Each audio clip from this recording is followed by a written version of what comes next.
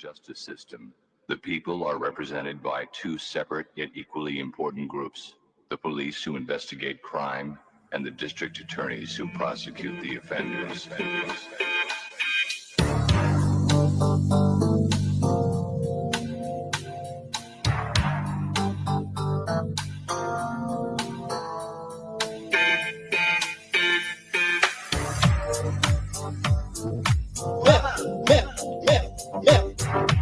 That's assault, that's assault, break that up, pop that chair, that's assault, that's assault, break that up, pop that chair. These people are going to eject you from this line. That's assault, that's assault, you cannot touch me like that. Oh, I will be telling you exactly what happened. Break that up, these people are going to eject you from this line. That's assault. We have video of her just touching. Out of that chair. Excuse me. Excuse me. That's assault. Pop that chair. You cannot touch me like that. Break that up. Break that up. Oh, I will be telling you. Break that up. That's assault. Pop that. That's assault. Pop that. Break that. That's assault. Pop that chair here. We have video of her just. These people are going to eject you from this line. Out of that chair. I will assault. It is incredibly appropriate. I will. You cannot touch me like that. That's assault. Break that. Pop that chair here. You cannot touch me like that. It is incredible. That's assault. Break that. That's assault. Break that. Pop that chair. Pop that chair. Pop that chair. These people are going to eject you from this line. Break that up. Break that up. That's assault. Break that up.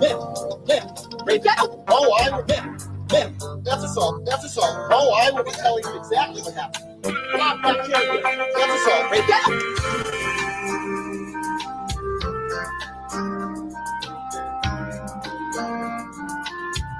That's assault. Break that up. Break that up. Pop that chair here. These people are going to eject you from this line. That's assault. That's assault. It is. You cannot touch me like that. Oh, I will tell you exactly what happened. Break that up. Break that up. These people are going to eject you from this line. That's assault. That's assault. We have video of her just touching. Out of that chair. I will be. Excuse me. Excuse me. Break that up. That's assault. Pop that chair. You cannot touch me like that. Break that up. Break that up. Break that. Break that. Break that. Oh, I will be telling you. Break that up. Break that. That's assault. Pop that. That's assault. That's assault. Pop that. Break that.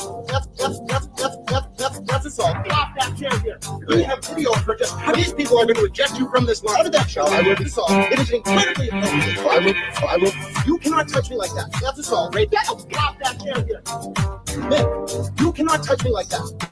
It is incredible. That's assault. Break that up. That's assault. Break that up. Pop that chair. Pop that chair.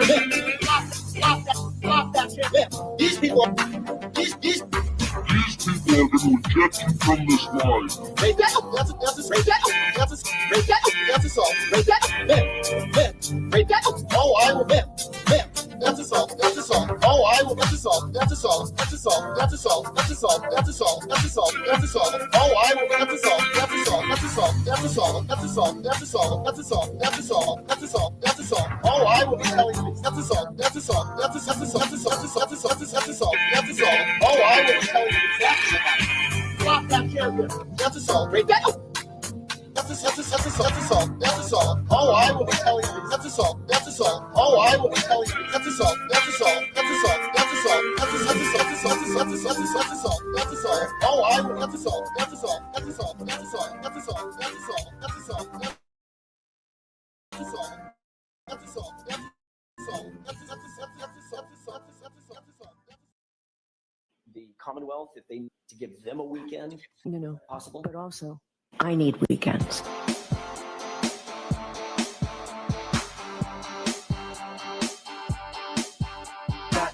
All these motions. You want to move?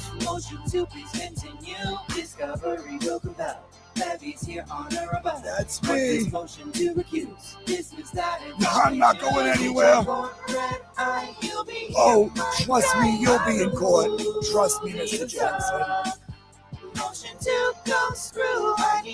Yeah, How about you all just go screw, huh? Damn. Last Friday, I heard a motion to dismiss. Who's that, Dr. Russell again? Last Friday, Jim, can you do me a favor? You insist, Mr. Jackson? Wow, what the hell? I'm gonna smack you silly. You know what? I'll be over the Sagamore if you need me. Getting real sick of the shit. I'm really sick of you guys and all these grifters. LTL and microdots, JFK and LB cops. Papa Sweepy is a stop. ditzy girl. CQS card, Jimmy Claire. Is that Alanis Morissette's car?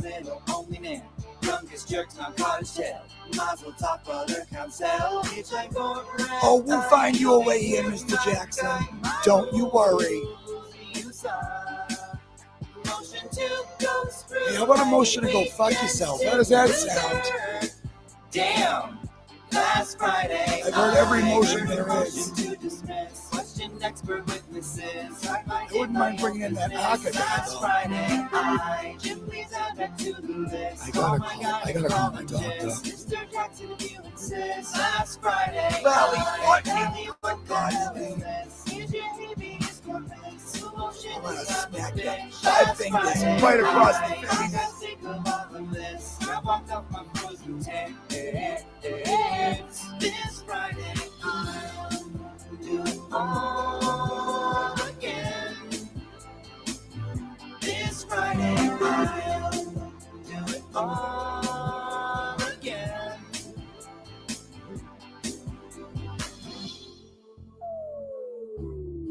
Hello, everyone. Hello. How are you doing today?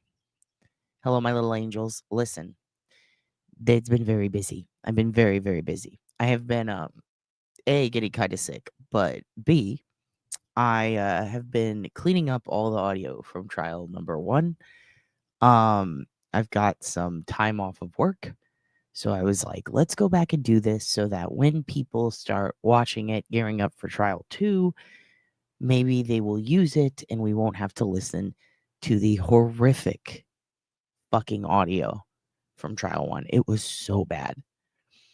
I have been keeping track of the sighs, the clicks, the coughs, the sneezes, and all of the times we get to hear the wonderful sirens pouring into our ears. And I'm slowly going insane. So that's fun. That's good. But I hope that you guys like it, because may as well be doing something while I have time off. So that's what I've been doing. In addition to that, I read 97 fucking pages of this wonderful manual that I took notes on. I actually read it 3 times all the way through in the last week. And it is the Evidentiary manual used by Massachusetts State Police and all law enforcement in Massachusetts. It is all about evidentiary standards and practices and policies and everything else you can imagine. It is not fun. It is incredibly boring. And there is a lot of precedent listed in there. So a lot of blurbs from various court hearings to read. Some of them are not fun. Some of them are interesting. Some of them pretty much contradict completely how the motions hearings have gone thus far, how the trial has gone. I just think it's kind of odd and interesting. So I thought I would bring that to you today and show you some of the interesting things that I found. In addition, I've been following very closely the Proctor stuff because it is strange and he is a fucking weirdo. So I went ahead and put some of that in order with some updates leading up to it. For those of you who do not know anything about the Karen Reed trial and wish I would cover other stuff, don't worry, I will. I will be doing that for the next few weeks, covering all kinds of other things. I plan on putting this in its own lane for people who are interested. And I do plan on doing, I've actually already filmed half of it, but it's the 20 crazy things that should get you into the Karen retrial, and it was hard to narrow it down to 20. My initial list had 38 things that should make anyone go, hey, this is pretty crazy. Why is this fucking happening? Had to narrow it down to 20 because 15 is an odd number, and for some reason it made me feel itchy inside. Are we going to Taco Bell? I don't know, Uncle Francis. I don't know. Are we? It depends. It depends on. I have to go to my bank today and argue with them about reversing the Walmart charges that fucking prick put on there. So we'll see. We'll see if we can go to Taco Bell. We will see if we can do that for you. What are you going to get if you do go? If you go without me, I want to know what you're going to get. Okay. I'm pulling up like 3 more new motions that apparently came out in the last day or 2 days, I think. It looks like it. And I'd like to show you those too. So I'm going to play you one more video and then we'll start. Okay? Okay. Here we go. Here we go.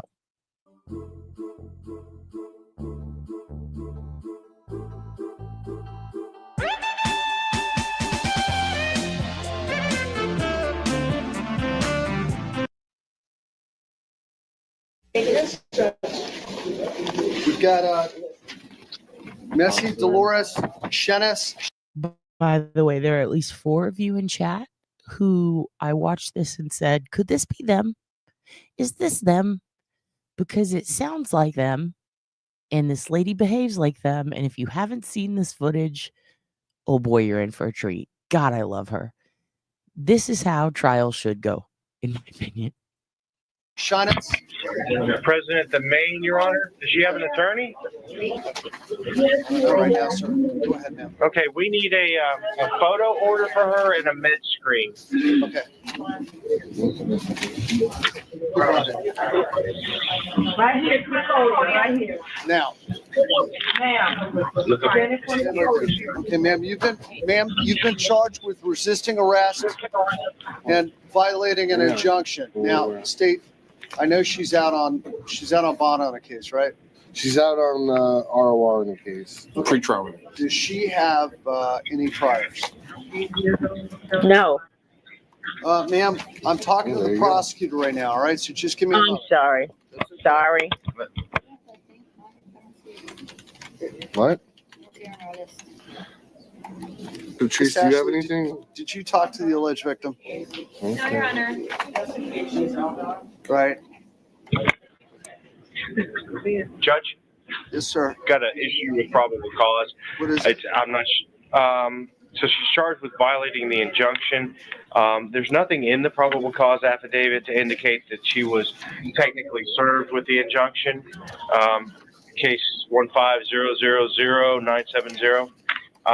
And there's nothing in docket track to indicate that she was served with the injunction. And I'm reading from the injunction, from the petition, that says the police advised petitioner, that was Abraham, to leave his apartment for a couple of days and then come back. Petitioner stayed with his sister, Rosalind Dweck. Apparently that's where he resides. And my client's claiming that she lives at the apartment that's listed on the police report. That's where she lives. He lives with her sister while this is pending. I'm sorry, he lives with his sister while this is pending. And then it's alleged that she changed the lock. There is no, as I said, I don't believe that the petition has ever been served on her, but she's claiming residency of the apartment while he's staying with his sister while this whole thing is being sorted out. Well, Thank you. Court will find cause. I don't see anything else, Your Honor. I don't see anything else. One thing I do see is, let's see. She does have a hearing. I guess she has a hearing scheduled for March 5th. Okay, so I don't think here. Where I'm going to go side.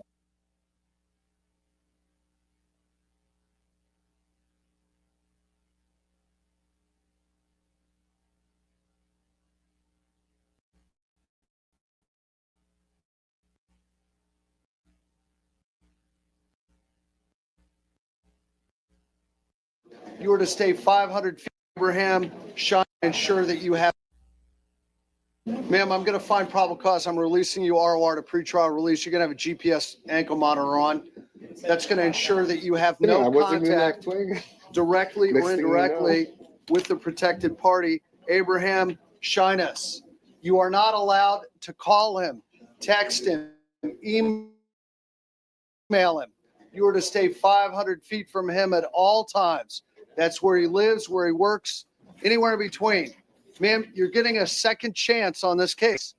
I don't particularly feel like keeping an 80-year-old woman in the jail who has no criminal record. But this is your second warning. Don't go around him again. All right? Say something, Your Honor. Go ahead, ma'am. Mr. Shanus, Abraham Arthur Shanus, and I have been legally divorced for 31 years, Okay. and I have the papers to prove it. Got it. We both resided at 2102 Lucaya Bend, and he paid for the apartment entirely. His assumption is because he paid for the apartment, he's entitled to do as he pleases. Do you have an attorney, ma'am? Do you have an attorney? Only pro bono. Well, what the fuck? Well, what the fuck? Right at the best part? Right at the best part, my shit fucks up. As he pleases. Do you have an It's attorney, Cincy. ma'am? Do you have an attorney? Only pro bono from the case of earlier, last week. Very confusing. Ma'am, can I tell you? I can't get in the middle of who owns the apartment. I know that's not the point. My The point I'm is, telling you, I need to keep you away from it. All right? I haven't bothered him for 31 years. Why would I bother him now? Great question. That's the I don't know. $63,000 question, ma'am. Used to here's be the thing. 64. Okay. Inflation. Well, that was before my time. Look, ma'am, just don't have anything to do with them. Stay away from them. all I right? swear to God and all that's Tony on a stack of Bibles, I will never go near him, talk to him, call him, or What was even the look first at thing him. you were going to swear on besides the Bibles? All that's holy. What? I don't remember. Oh. What? All that's holy. What? All that's holy. Yeah. Oh, all that's holy. Yes, sir. I didn't recognize your twang. Ma'am, have you ever thought of doing a stand-up routine? Have you ever thought about that? I did. If you pay me good money, sweetheart, I'll be there. I'm really short of funds. Ma'am, I got to tell you something. You seem like you have a great wit about you. I do, sir. Yeah. So I mean, sweetheart, that's the only thing I have. I've been called sweetheart in this courtroom since I guess Mr. Miller took over. But Really? just kidding. Does But, that mean you're taking me Everybody's for agreed that breakfast? today. let me ask you something, ma'am. Yes, sir. How have I done as a judge today? So far, how am I doing? Not bad, but you could do better. Okay. Can we get a drum roll with this? Did you take pictures and audio? Did Yeah. you save yourself a lot of We got time? it saved here, ma'am. And make sure, Good. aren't you supposed to say, and make sure you're going to tip all the bartenders and waitresses? You'll be here all week. No, I don't tip anybody. I make them banana bread and chocolate pudding pie. There you go. Well, he probably, I make a mean chili. there you go, ma'am. I got to tell you, you brighten my day, ma'am. All right? That's what the last guy said, and then he sued me. She's perfect. She's perfect. Sir, do you take your medication? Don't be disrespectful. Why is it not disrespectful? Aren't you glad I got you from pro bono? I'm glad I give you a buck I'm for glad relief. you came in my courtroom today. Oh, Aren't you glad they got you pro bono? Got you a buck? Jesus Christ, this woman. I love her so much. How are you guys doing today? It's very cold outside. It's very cold and I love her very much. And if you think that's it, you know we can't start the actual topic until at least 20 minutes in minimum. In fact, that might be a record timing for starting it earlier than usual. But I have to show you guys this thing. One more thing. It's 30 seconds. What is it? 37 seconds. This popped up on my Twitter today. And the lady who tweeted it said, I I hope that when I die and I get a dateline, this is how everyone talks about me. And I don't know what the fuck this is from. I absolutely love it. I absolutely love it. I feel like I've seen it before, but I just feel like I don't know. Me too. I hope this is how people talk about me. And I think you guys will like it. So I'm going to show it to you. Ready? Here we go. She was just a mean, old, hateful bitch. Hey, she was just a mean, old, hateful bitch. Hey, there's just no other way to put it. She wasn't friendly. She really wasn't. And she probably, there are people in town, honey, that would have shot her for $5. You know, I mean, when you live in a small town, you've got to be friendly and nice to folks. She would chew your ass out off a hat. I mean, she'd rip you a brand new 3-bedroom, 2-bath, double wide asshole. No problem. Jesus Christ. A double wide asshole. No problem. No problem. And the door just opened on its own. That's terrifying. All right. Yeah, I think they're talking about Miss Adelson. Jesus Christ. The spooky daughter, I think, lives here in Austin. I swear I've seen her. She scares the shit out of me. She's got dead eyes. She spooks me to death. Oh my God. Okay, here's what I have to show you today. We are going to be looking at some new motions that are coming in. And when they come in, give me 1 second. Let me silence this. When they come in, man, do they come in droves when it comes to the Karen Reed case. My God. There are so many motions that came in. I don't know what to do with myself. And frankly, I don't really know how Bev's going to respond. It seems like she might get kind of pissed because it's a lot of extra work. It's a lot of extra work. And I swear I'm getting sick. Fuck. And also, Proctor's shit's going down right now. And I thought, wow, there's some interesting news going on with all of this. So I wanted to play some of it for you. I did try to put it in some sort of order. And then what I'd like to do is I would like to read to you some of the interesting information that I found in the Policies and Procedures Manual. So I'm going to play you some of these news stories, and then we're going to take a look at all the new motions that have been filed. And they are to compel evidence, to get rid of evidence or experts, to deny, to obtain, all sorts of shit's going on. It's a lot. And of course, Hank Brennan can't spell for shit, so that's fun. He's basically Charlie Kelly with his dream book, and that's fun as fuck. And yes, that is a big hug mug. This is my mug, and I love it. And I highly recommend you get one because it's a very sturdy cup. Okay, so if you guys missed it, whoops, we have some breaking news. This was actually 2 days ago, so I'm going to skip that one. We're going to... Come on now. We're going to talk about Trooper Proctor, a.k.a. Pooper Proctor, and his parole, or not parole, his trial board hearing has been resuming. And I'm going to start from 2 days ago. These are just some quick, like, 1.5-minute long news segments to get you guys caught up, okay? Because I was trying to put these in order, and I was like, oh my God, this is... I think that they are going... I hope that they don't fuck sooner, but there's a lot of shit that's kind of tied in to what happens to Pooper Proctor, including other cases that are very spooky.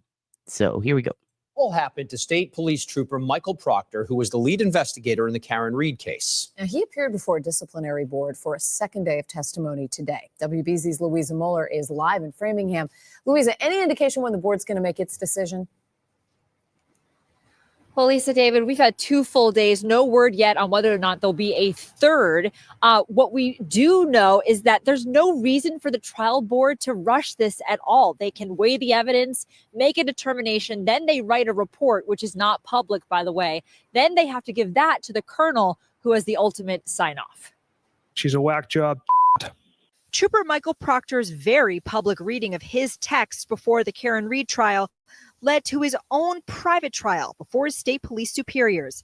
And now his fate rests in their hands. Yeah, she's a babe. Weird Fall River accent, though. Proctor has been on paid administrative leave since last July. He's facing these allegations of misconduct, writing. So just to clarify, because we thought he was on unpaid leave. Of misconduct, writing in a last July. He's facing these arrests in their hands. Yeah, she's a babe. Weird Fall River accent, though. Proctor has been on paid administrative leave since last July. Okay, so here's what bothers me. One of the newspapers said unpaid leave.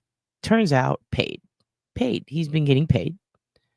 That is confirmed, and that is fucked up. He's just been getting paid this whole time. I think we did have people confirming it in the chat, and then other people saying otherwise. So far, all the news stations are saying paid administrative leave, and I've seen a couple of records stating the same. So, I mean, he's getting paid. You know, he's basically on vacation. So, just want to clarify that. Let's keep going.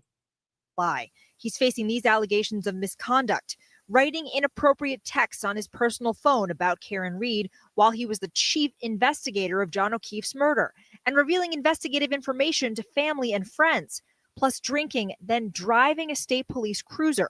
This stems from testimony that revealed he went out drinking with the brother of Canton police officer Brian Albert. You think termination would be an appropriate outcome? There's a lot of factors that Colonel Noble has to weigh. I would think that termination would be in line with a proper disciplinary action. Former State Trooper Todd McGee says that firing Proctor may be an appropriate outcome, but he doesn't expect a decision to come right away, as the brand new colonel of the state police considers not only Proctor's discipline, but the message it sends. Colonel Noble, I believe, also is addressing issues that were given to him as a mandate by the governor to clean up the department. Regardless of whether he stays a trooper, legal analyst Jennifer Roman says prosecutors are already distancing themselves from Proctor. In addition to the John O'Keefe murder investigation, Proctor investigated the killing of Cohasset woman Anna Walsh, for which her husband Brian is charged with first-degree murder. They came out months ago saying they weren't planning on calling him as part of their case in chief. Now, if fired, Proctor could appeal to the Civil Service Commission, and any determination about his pension, that wouldn't be made by state police. That would be made by the state retirement board. Live in frame. So interesting thing. Good point, Larry. Crime scenes, they speak to him and the others, right? Don't they? Aren't they like, didn't he say, I just knew she did, so I went after her. Like, this guy's fucking crazy, dude. Here's another thing. The reason that I really wanted to show you this one is because of the mention of the pension. All right. We ain't seen a pension mentioned in a minute. And I've been wondering this. Everybody's been asking, is he getting paid? Is he going to get fired? What's going on with this? I'm wondering, is he going to get that fucking sweet, sweet retirement pension? And here's why. Because in a lot of states, it is almost impossible to get your pension stripped. And what's really interesting to me is he did almost the exact same shit that Jimmy Burke did in Long Island. If you guys don't remember, oddly enough, Suffolk County, there's one in Massachusetts too. Who would have thunk it? Jimmy Burke, who was the police chief during the Long Island serial killer investigation. One of the interesting things about him is he made pretty much the same amount of money as Michael Proctor did. But he was the chief, and Proctor's not. He's a statey. So it's kind of wild to me that these guys are making $250,000. Both of them left their service weapon in another person's vehicle. Both of them went out drinking on the rigs. Now, the difference between Proctor and Burke are that Burke gave his weapon to a crackhead and prostitute. Self-admitted, she said, I'm a prostitute in court records. And he said, sure, you can use my patrol car to go drive away and get crack and then bring it back and then you can smoke it and then we'll fuck. And he did that a lot. He also covered up one of the most notorious serial killer investigations in all of history for a long time and refused to allow the FBI to work with him. The difference really between him and Proctor is whose vehicle the weapon was in, right? Simultaneously, he did jerk off in front of the Vietnam Memorial while he was out of his halfway house. Now, here's the thing about Jimmy Burke, though. Jimmy Burke went to jail, and he went to jail for something totally different. He went to prison. When he went to prison, it was because he beat the fucking shit out of a guy who stole a gym bag full of dildos out of his cop car, right? And not only did he do that, but he had a bunch of the other cops beat the shit out of the guy too. And it wasn't just dildos. It was like, people say it was a snuff film or porn, whatever. I mean, not whatever, but you know, they're never going to fucking tell us. So why fucking dwell on that? It was something horrible. Cause he did beat the fucking shit out of a guy and have him chained down while cops beat the fucking shit out of him to near death. Then he like had the cops target that kid's family and bother the fuck out of him. He also had handcuffs and a bunch of sex toys in that bag. So he had a bag of dicks with handcuffs and sex toys. Now, while Proctor didn't have a literal bag of dicks and sex toys and handcuffs, he did go through Karen's phone looking for nudes. So frankly, we've got two sex perverts, right? Both of them are law enforcement. Both of them left their service weapons in somebody else's car, and both of them like to get fucked up. The difference is the chief was a little more brazen, right? I mean, literally getting a boner in front. It was Kevin Albert leaving it in Proctor's car, and Albert couldn't find his gun. Okay, hold on. We're going back because now I'm confused because I've been watching these things all fucking morning. What is this? Allegations of drinking and driving a state police car, right? Revealing investigation information and inappropriate text. Okay. So he was just drinking and driving the police cruiser. His buddy left the weapon in there while he was drunk. Okay, fair enough. All right. So he had his buddy's gun in his car, right? And he was drunk driving in a police cruiser. Fair enough. Okay. So everything applies still, except he didn't leave his gun. He had another guy's gun while he was drunk driving. It was Kevin Albert who left it. Okay, well, fuck them both. So Kevin Albert apparently is a lot like Jimmy Burke. And Proctor is a drunk. So they're put them together and you get a Jimmy Burke. Still bad, right? Here's the point. Regardless of any of that, right? Regardless of it, we have a guy here who did a lot of fucked up stuff, okay? And he's got $250,000 around on the line, right? And they both did bad things, right? And one went to prison. Okay, fair enough. Even in prison, Jimmy Burke gets his pension. Believe it or not, he not only got his pension, if it was in excess of what was legally allowed to be put on his books in prison, it went into a fund for his family, like a trust fund. Like it literally got rerouted in a bank account, and he still got to keep it. Because in New York, it doesn't matter what the fuck you do, even if you murder someone and you are a police officer, you can still keep your fucking pensions. Isn't that shocking? So here's the thing. I started looking up what happens if you are a big time fucking cop in Massachusetts and you get in trouble for doing something similar to Jimmy Burke or worse, like murder. Turns out 90% of the time, they get to keep their pensions. So the question here for me isn't so much, is he just going to get fired? Like, I want him to get fired and lose his pension.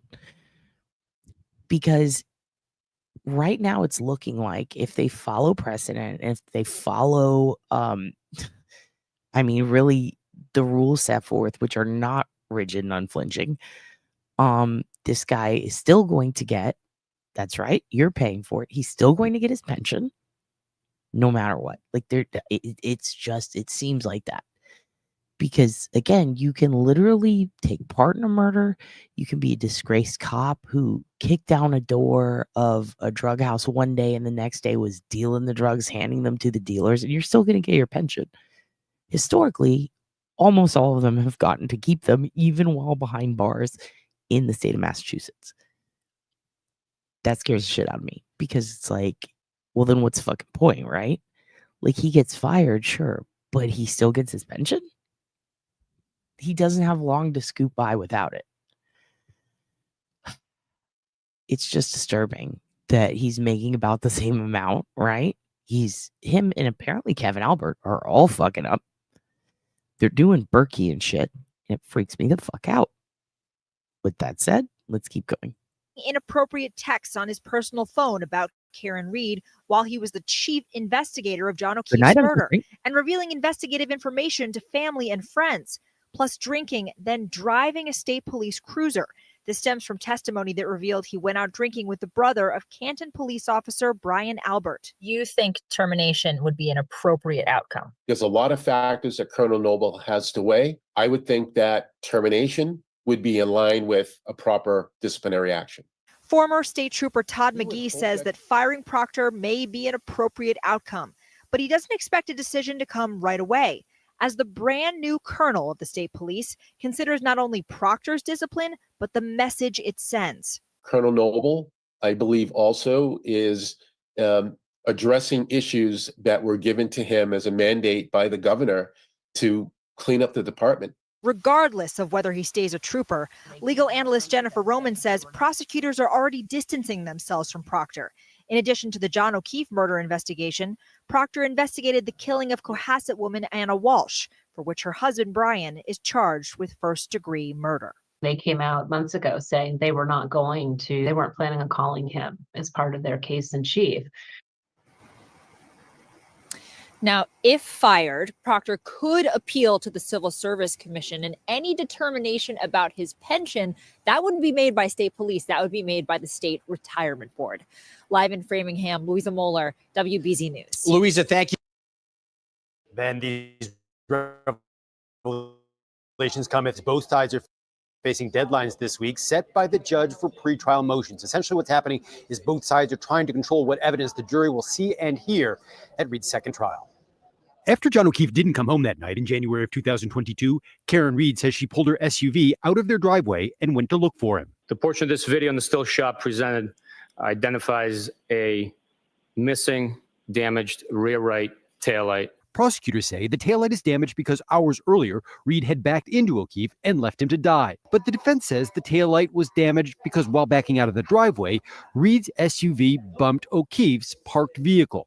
Now, the defense wants to send one of its experts to the home where the O'Keefe family still lives to take pictures and measurements and make a 3D scan of the area. They say the process should take about 2 hours. Meanwhile, the defense has revealed another text message written by Trooper Michael Proctor. Proctor had already written insulting messages about Reed while investigating her for O'Keefe's death. Now, Reed's attorneys say that on the last day of Reed's first trial, Proctor sent a text message to a prosecutor about Reed's attorney, Alan Jackson. That message, by the way, not a prosecutor, the prosecutor. He sent this text message to Adam fucking Lally. Of course, he had to fucking curse, which I normally don't hate, but he's making me hate cursing, and that makes me angry.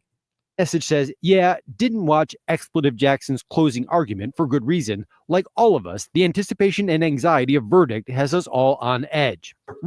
I don't care how petty it is. What is that expletive? Don't say it in the comments. Don't. Because I was thinking about it and I was like, fucking Jacksons? Fucking seems kind of weird. Wonder what expletive, because if it was just the F word, I feel like they would have put just an F and then they would have expletived out the rest. Interesting. Reed's lawyers say this message suggests that Proctor had been watching other parts of the trial, which would have been in defiance of the judge's order for all witnesses to stay away from. So now we have a guy who I believe at one or two times had perjured himself. In my opinion, it looked like he did. He called him a honky. Okay. Did he really? I knew it had to be something weird. I was like, there's no way he's going to put fucking. Like, it was something else. It was something else. Ernie, I will have to watch that later because I cannot copy paste from here. And that is too much. It's too many letters. I can't fucking do that. Yeah, I want to know if it's honky, that's hilarious, but also what the fuck? A word? Oh, so it's asshole. Asshole Jackson? Also kind of funny. Also a little funny. Interesting. I can't wait to see those text messages. And also, like, it's asshole Jackson. Jesus Christ. See, that's the thing. How on earth can it be okay for him to clearly have watched the other parts of the trial while he was a witness? Because you goddamn well know if it was anyone on Karen's side, this whole thing would be tossed on her shoulders and they would be freaking out, making a huge deal out of it. She'd be like, is there something funny, Miss Reed? Like, it really bothers me that this guy is allowed to lie on the stand. This guy is allowed to get away with going through a woman's phones for nudes, which I don't believe was in the search warrant. And when we look at the policies and procedures, you'll notice there are a lot of things that seem to contradict what is stated to be the norm here. Or, if you will, the fucking law.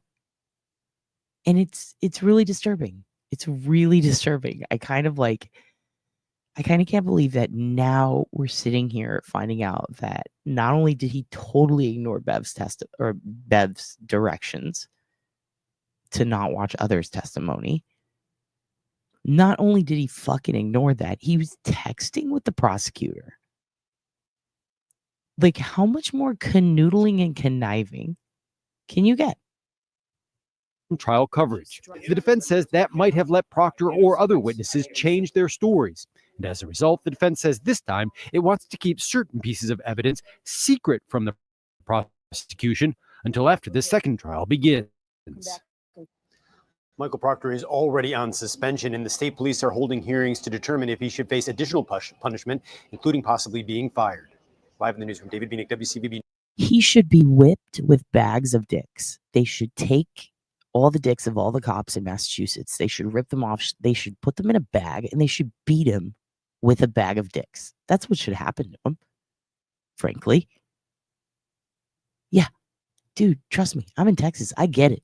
I fucking hate living here. I mean, you guys are giving us a run for our money. I don't know what to say. He's a cop. It's fine. Nothing to see here. Also, there are photos of vehicles at the McCabe's for watch parties. No big deal. Yeah. No big deal, dude. No big deal. Because here's the thing.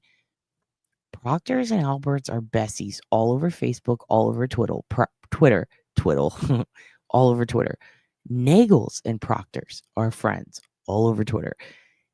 It is fucking wild how many of these people are besties and their kids are besties and their nieces and nephews are besties. Goddamn, Hank Brennan's family tree extends all the way to the SJC. What the fuck? The fuck is going? Is everyone fucking related? Again, quit taking Texas from us. That is our thing. Less canoodling and conniving and more human centipede. Norfolk County Hills have eyes, fucking. Dude, it's beyond Hills Have Eyes. It's that goddamn Nicole Kidman, Tom Cruise shit. It's fucking weird. If I see Jen McCabe in a tiny little eye mask, I'm going to freak out. I'm going to get upset. Everyone has docked each other. Everyone been docking. Okay, they've been docking. Holy shit. Basically, the 7 justices on the state's highest court were unanimous in their 36-page. These are the results, if you missed it the other day, of the judges fucking Karen in the ass one more time. Ruling. They basically shot down all of Karen Reed's legal arguments for why she believes some of the charges should be dropped. Karen Reed went before Massachusetts' highest court last fall. Her lawyers. By the way, we're going to see a lot of SJC precedent in a minute, and you're going to see how fucking stupid some of it is.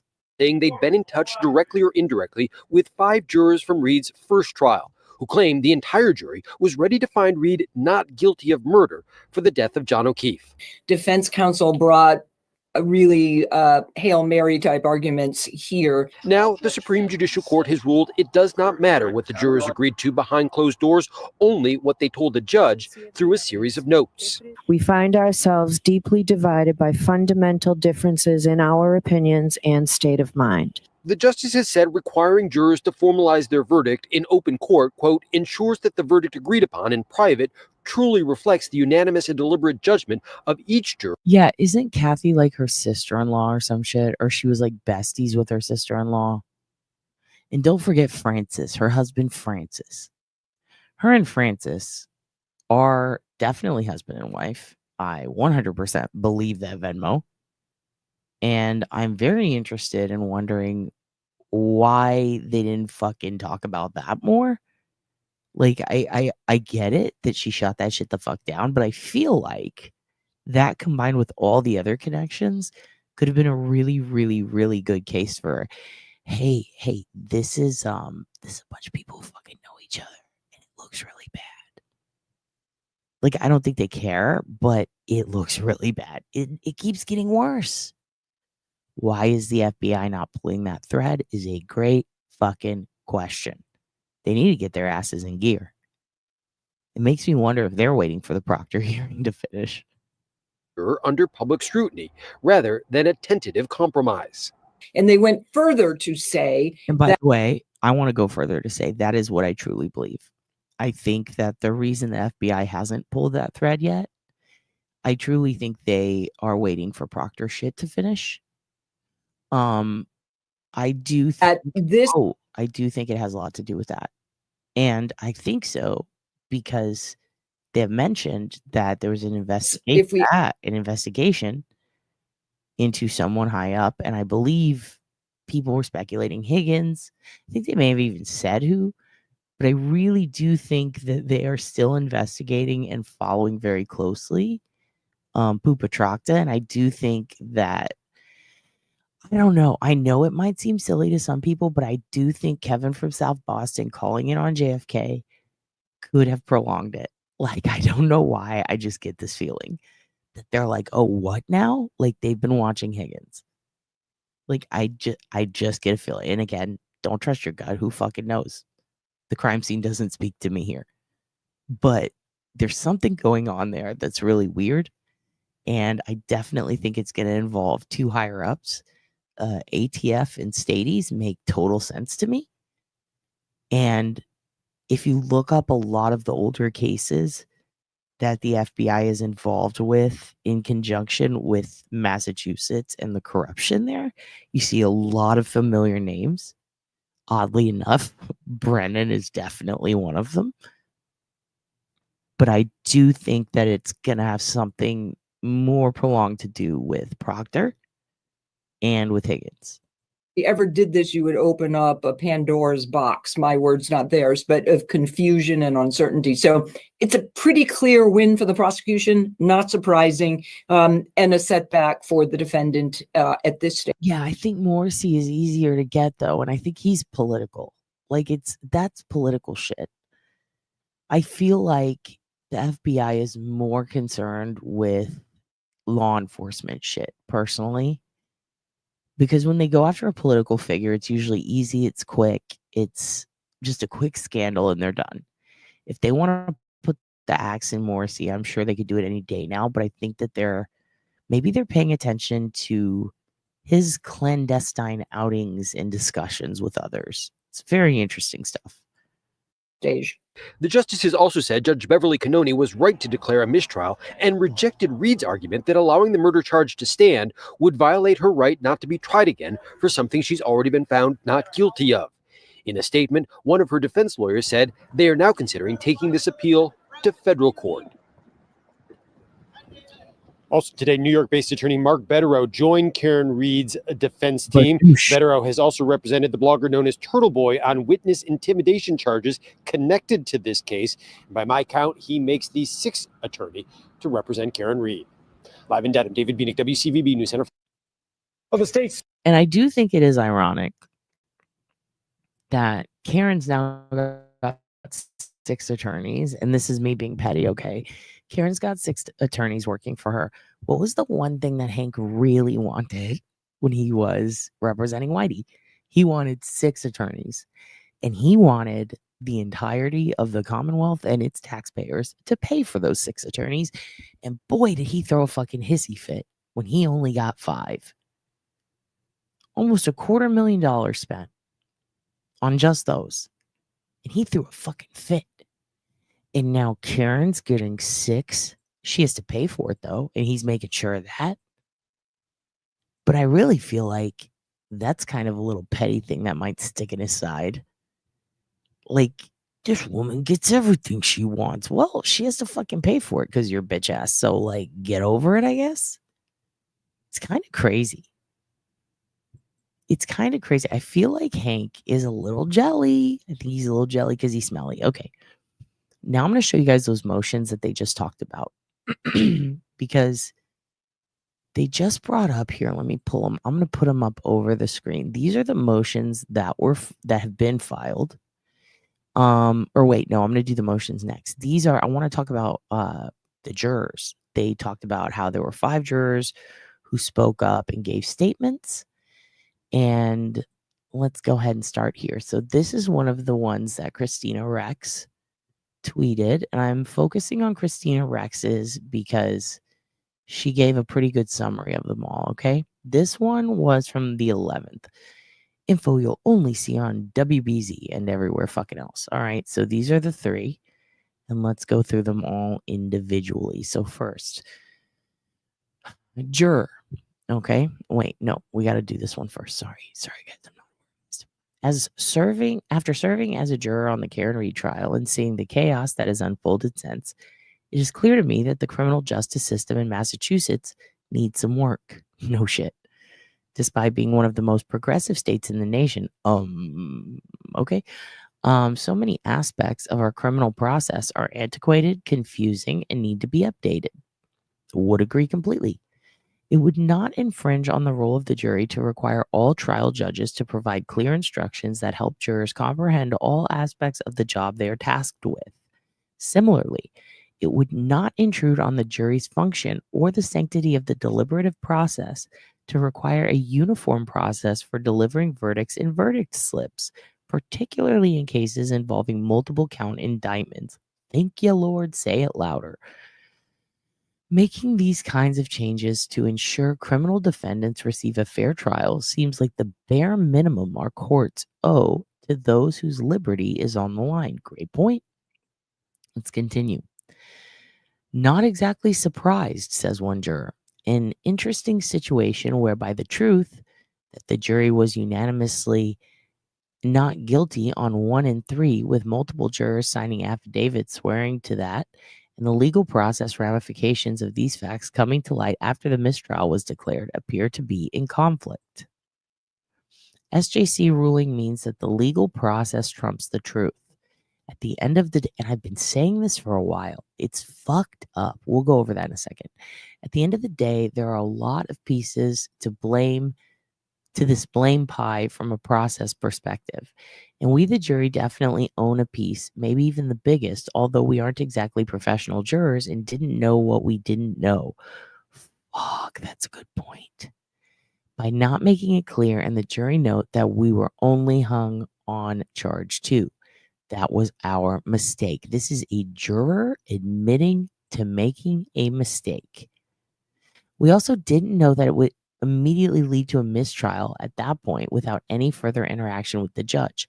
A simple clarifying question from the judge as part of any trial involving more than one count as to whether the juror's findings of being hung are related to all counts would easily prevent the situation that is unfolded in this case.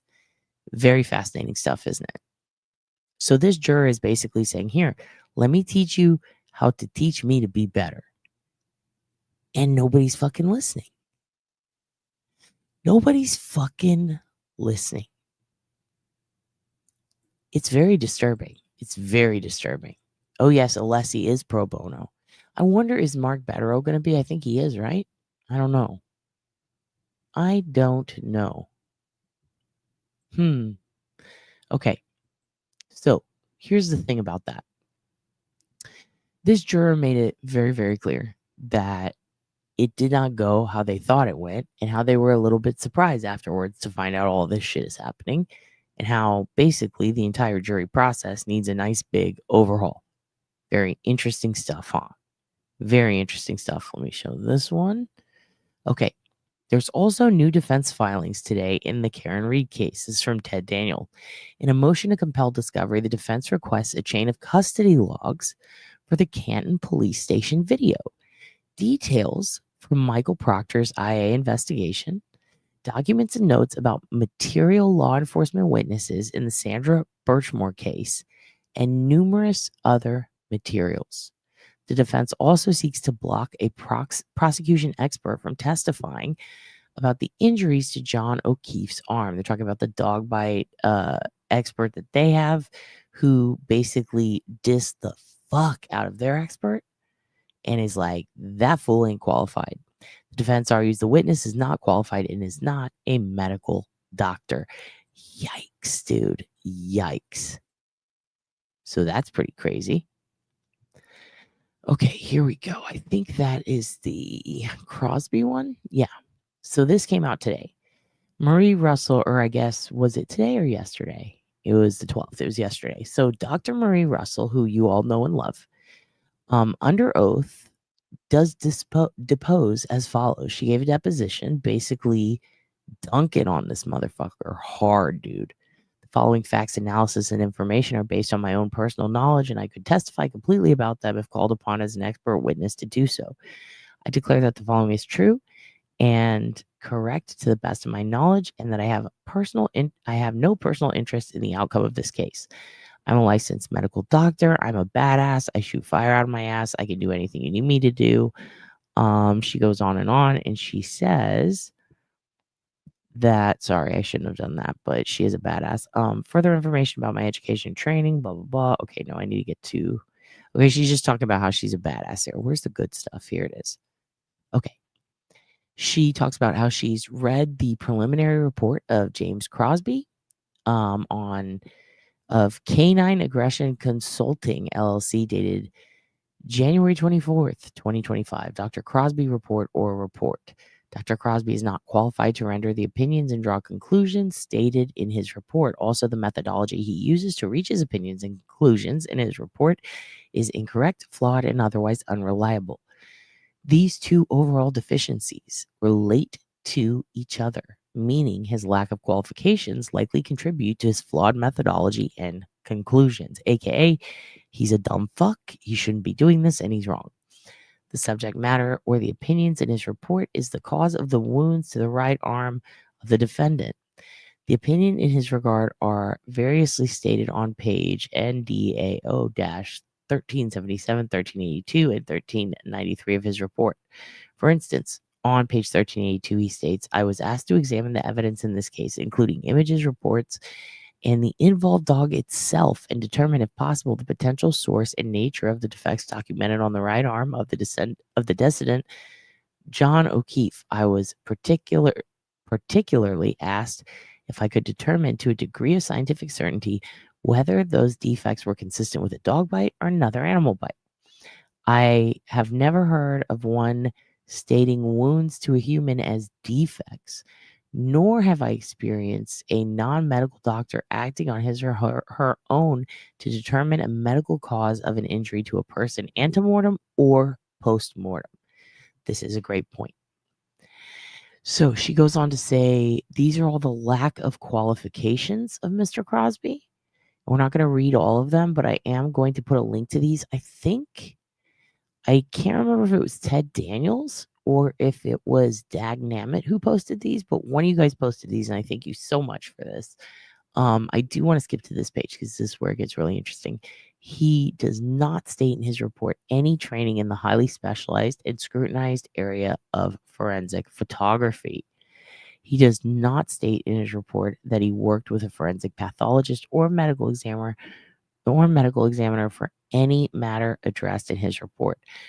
So the forensic photography part is interesting because some of the paperwork that I found in the policies and practices for evidentiary handling definitely shows that there needs to be a background in experts who are dealing with any type of evidence that is video or photography related.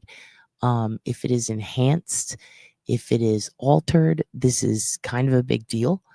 And that's going to apply elsewhere in the trial. But I think it should apply to the dog expert as well, right? Because if he is, first of all, he said that he examined the dog. Okay. He said he examined the dog. That part kind of surprised me. I did not realize, or maybe I just didn't remember him saying that he examined Chloe. But it states right here that he said he did. Where is it? We were just looking at it. Hold on. It was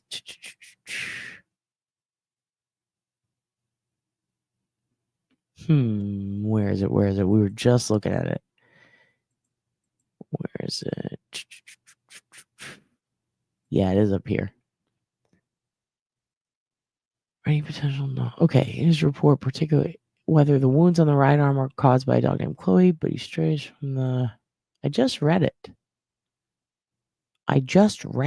Where is it? Oh, I think it's right here. I was asked to examine the evidence in this case, including images, reports, and the involved dog itself. So he examined images and reports. Now, here's the thing. There is a thing called best evidentiary rule that needs to be followed according to the Massachusetts Evidence Procedural Manual. Let me pull this up so you can see. Okay. Because there's a big difference between documents and anything that is audio or video.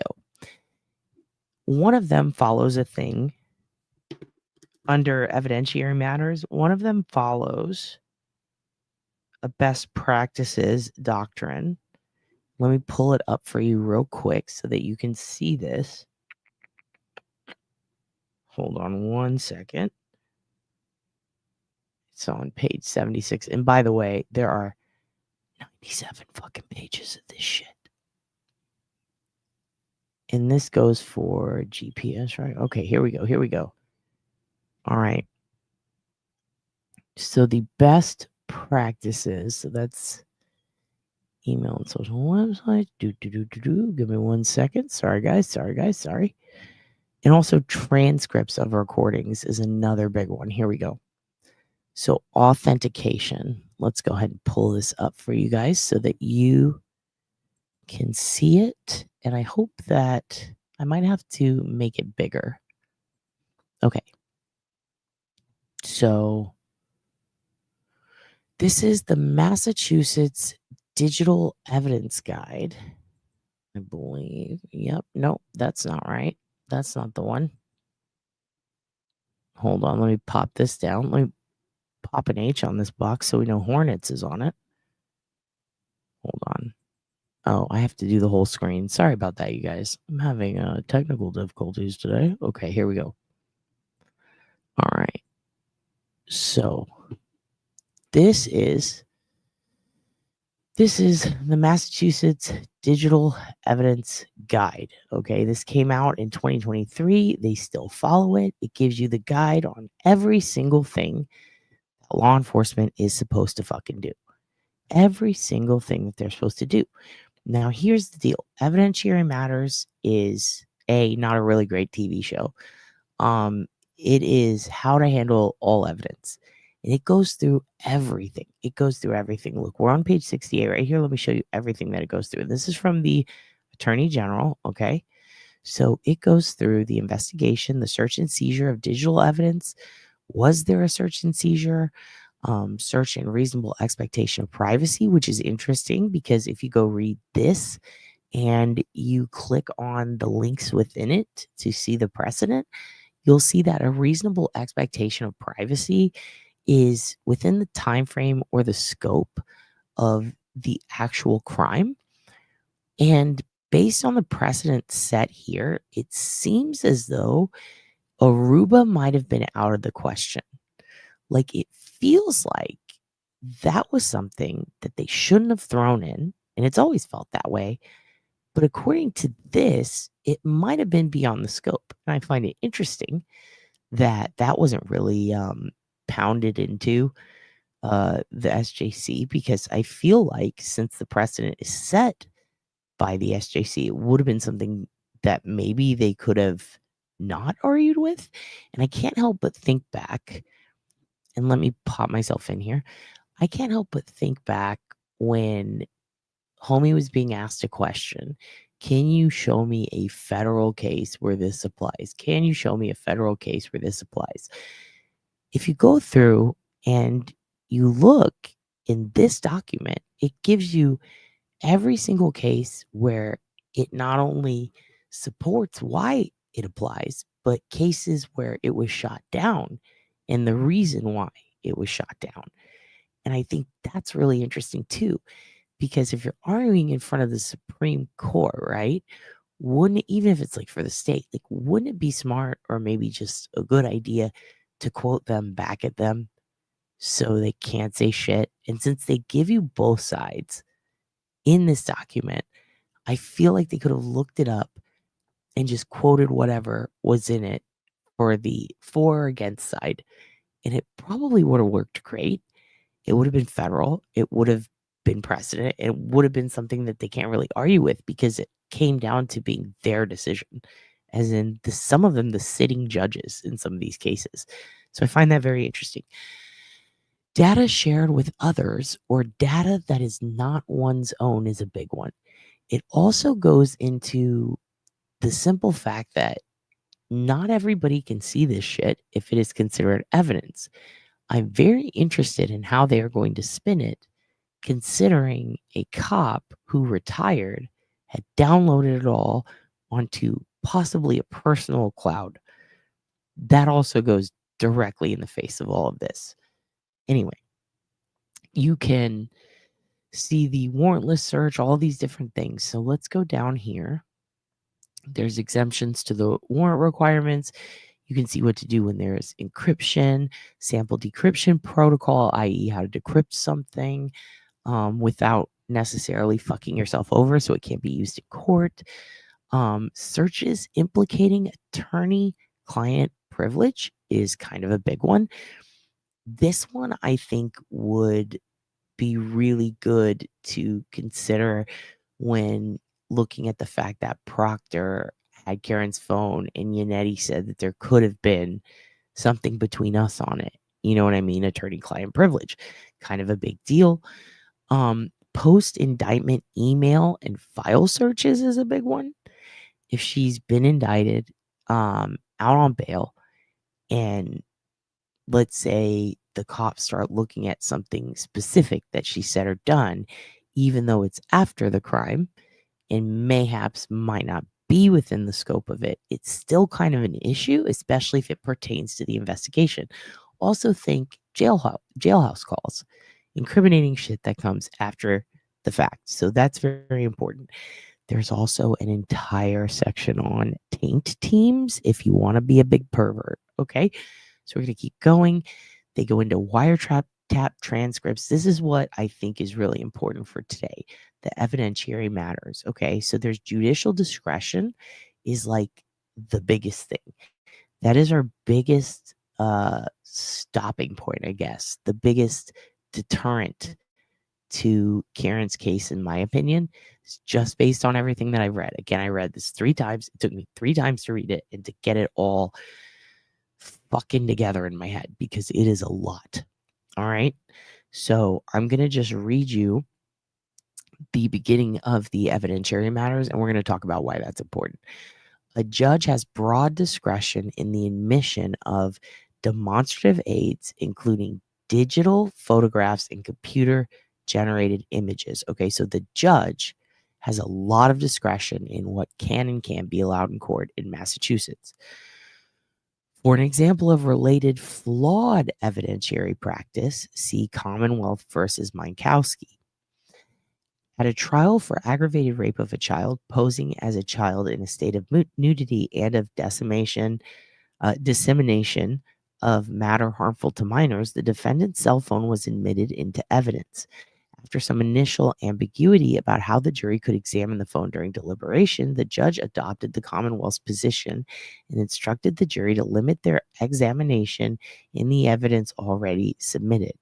On appeal, the defendant argued that the judge's initial admission of the cell phone without limitation in statements he made at the charge conference led defense counsel to rely in their closing on the jury's ability to examine the cell phone unconstrained and then cut the legs out from under her argument, in quotes. The SJC found it was possible that neither the litigants nor the judge fully had considered the plethora of difficult issues that may be raised when a cell phone containing troves of unidentified electronic data is delivered into a jury's hands. Though it held that it would have been preferable to resolve the ambiguity earlier, the SJC found no reversible error in the judge's handling of the issue. So basically, in this case, the person who was being charged, obviously, like they were doing bad shit. There was child pornography involved, right? The problem is so much was fucking given to the jury, right? And the judge had to go, okay, listen, I don't give a fuck if this cuts out from under your defense, cuts your legs out, or whatever the fuck you want to call it. This is kind of a big fucking deal. It's too much. Here's how we're going to set it. This is how we're going to do it. And she got to determine, or he got to determine what was allowed into court and what had to be left out because it was beyond the scope of what the jury can understand and what is legally necessary.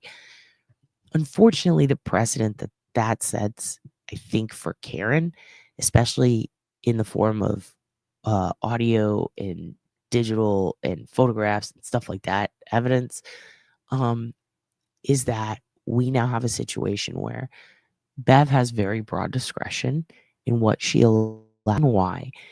However, if they wanted to appeal it, there are quite a few different things that they could use in here because it basically breaks down what is a demonstrative photo, what is a demonstrative piece of audio. Can it be litigated or can it be brought into evidence in any way if it's not authenticated? What about if it's altered? What about if it's from 2 weeks after the fact and it's to someone else and they're vaguely referencing the case?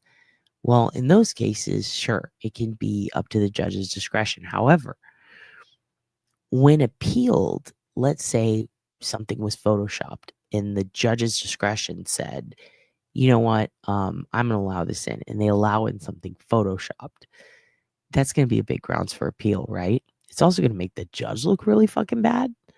However, what I find interesting is that there's still a loophole to where this can be used. And it's all basically in this policy manual.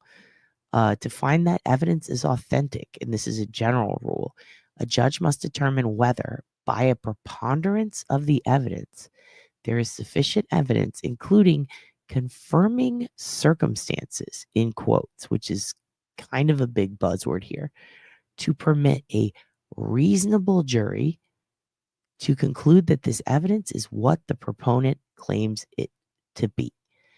Think Sallyport video. Think about that. Is it reasonable that this is what they claim it is? Is it reasonable that this gets the police off and shows or proves that they did not in any way touch the back of the truck? It's pretty much up to Bev to determine that, right? I mean, it is. It is. Here's what's interesting. Confirming circumstances are other than facts that imply that evidence is what the proponent represents it to be. But what if it isn't? What if it isn't what the proponent represents it to be? Well, if you go read Commonwealth versus Amaral, which is very fucking long and very fucking boring, you will see that this is a sticky topic in Massachusetts, especially as technology gets better and better, and authenticating and hiding certain data and being able to change metadata completely changes the landscape. So Bev is literally a gatekeeper here. But the problem that I'm asking you to consider is Bev herself, let's pretend, because I don't know if she is, but I doubt it. Let's pretend she's not a digital forensics expert herself. She's just a judge. She's probably heard a lot of digital forensics cases. She's probably heard a lot of people who claim to be experts in this field. However, she herself is not. So what happens when a judge says, that's all it takes, that's enough, that proves it? Well, it could, yeah, Ernie, it could get her in trouble, especially if it ends up that there is EXIF data that proves that something is real. Now, when we go here, I want to show you something right here. Photographs, digital images, videos, and CDs. This is important. Authentication of photographs and videos is typically done through one of two means. Having an eyewitness testify that the photo or video is a fair and accurate representation of what he saw on the day in question. Interesting how it says he. Or having someone testify about the recording procedures and methods used to store and reproduce the photo or video material. In order to authenticate photographs and videos, there are multiple ways that you can do this. One of two means are the most typical, just to be clear. Having an eyewitness testify that this photo or video is a fair and accurate representation, okay? But what if that eyewitness is the very person that is helping to cover it up, that helped to alter it? Seems a bit wrong, doesn't it? You wrong, right? But here's the other thing. Or having someone testify about the recording procedures and the methods used to store and reproduce the photo or video material. Are we seeing this right now?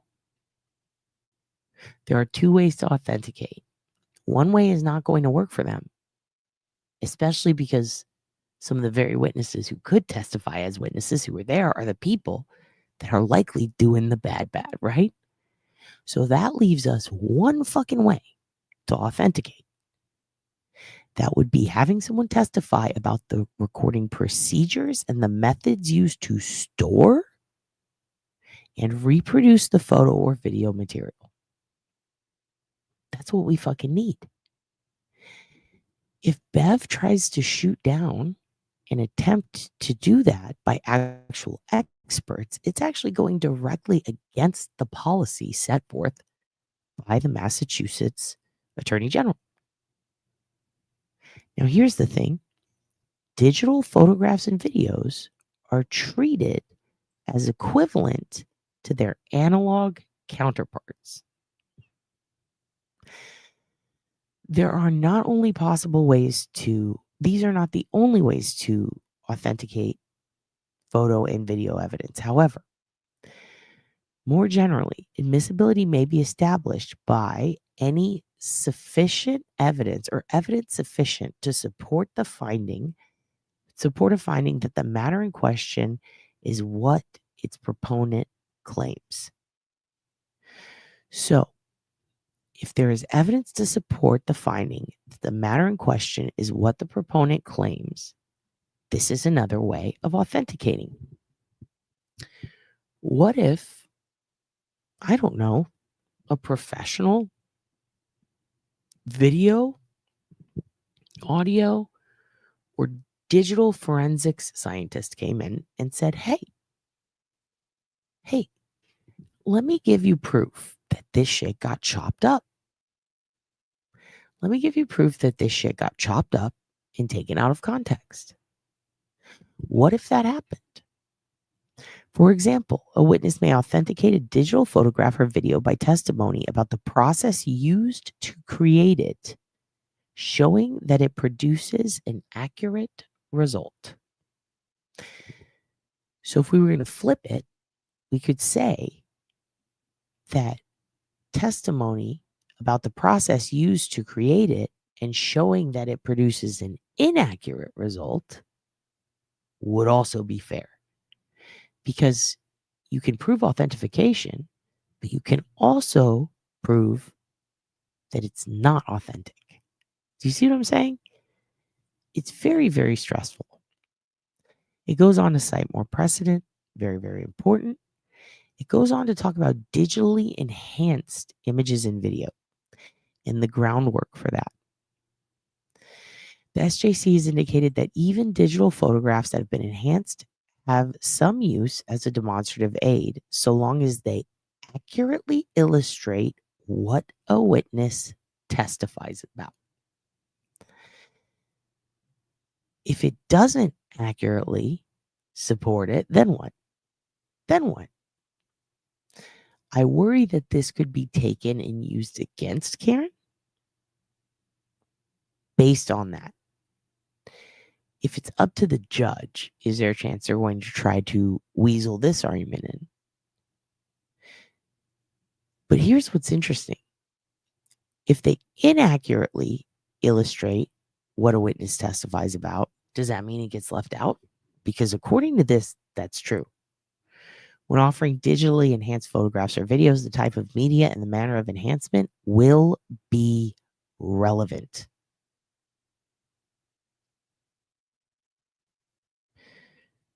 If it was digitally altered, which we know it fucking was, we absolutely know it was, the type of media and the manner of enhancement will be relevant.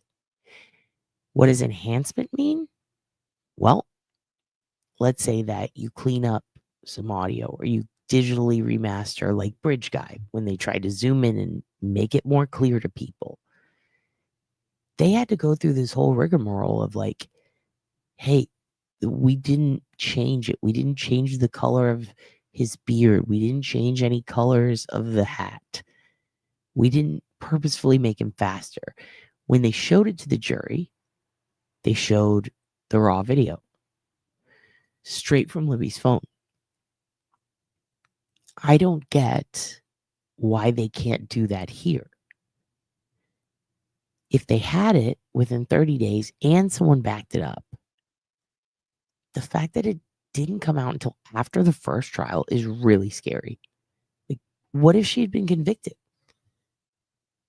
Would no one be looking into this? Like, it's really nuts.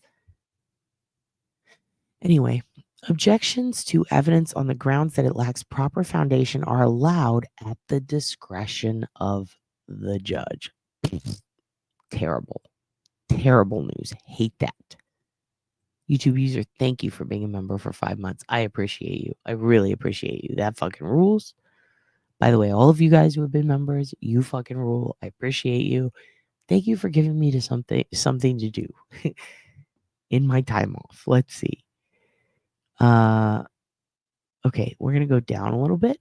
Alternatively, for digitally enhanced images, it is unlikely that there will be a witness who can testify how the original scene looked if, for example, a shadow was removed or the colors were intensified. What if it was fucking flipped? Do you see what I mean? Lorraine V. Markle, American Insurance Company. This is kind of a big deal. In such case, there will need to be proof that the digital enhancement process produces reliable and accurate results.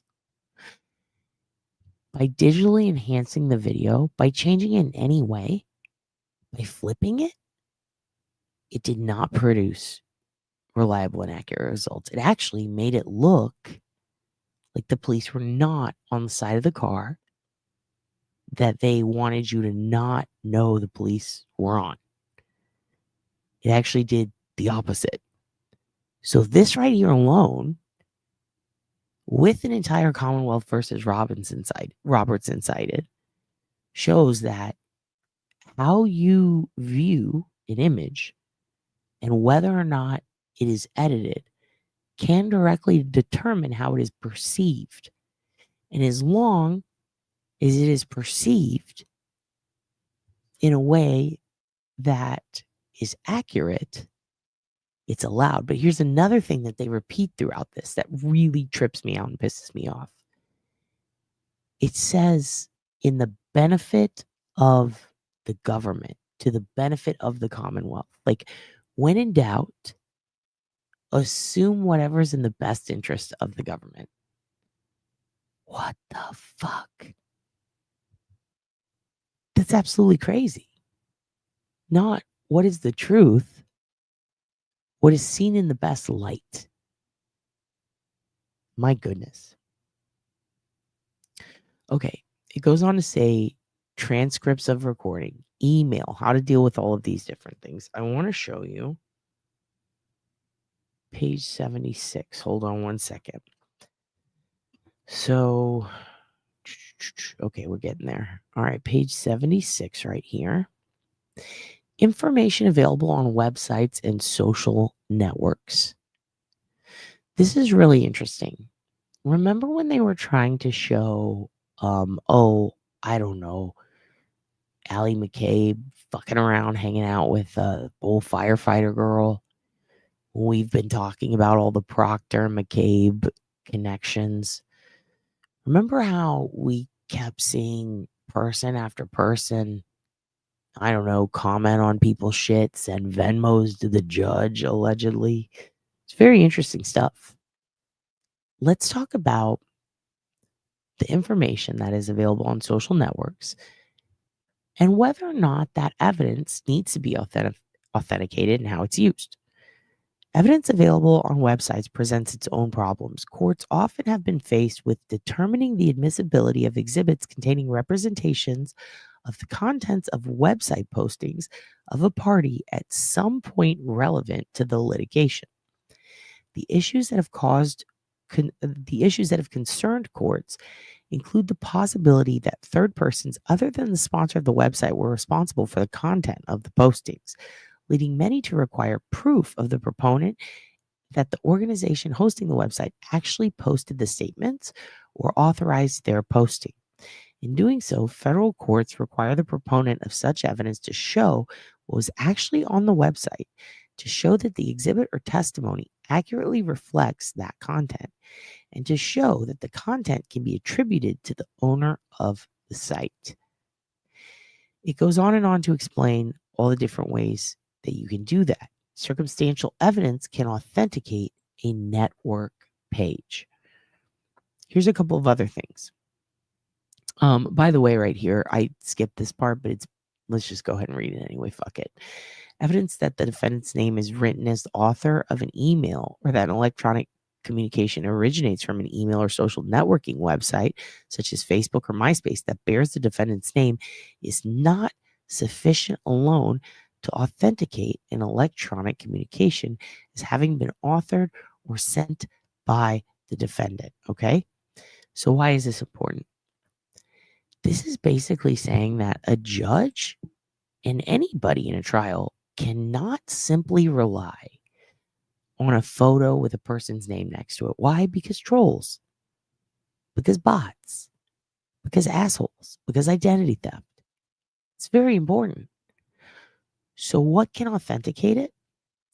Confirming circumstances are cited over and over. But the big one that I found interesting is right here. Okay? Purdy establishes that direct evidence is not necessary to determine that a defendant sent a digital communication. Rather, a judge may consider circumstantial evidence and look to confirming circumstances sufficient for a reasonable jury to find by preponderance of evidence that the defendant authored the electronic communication.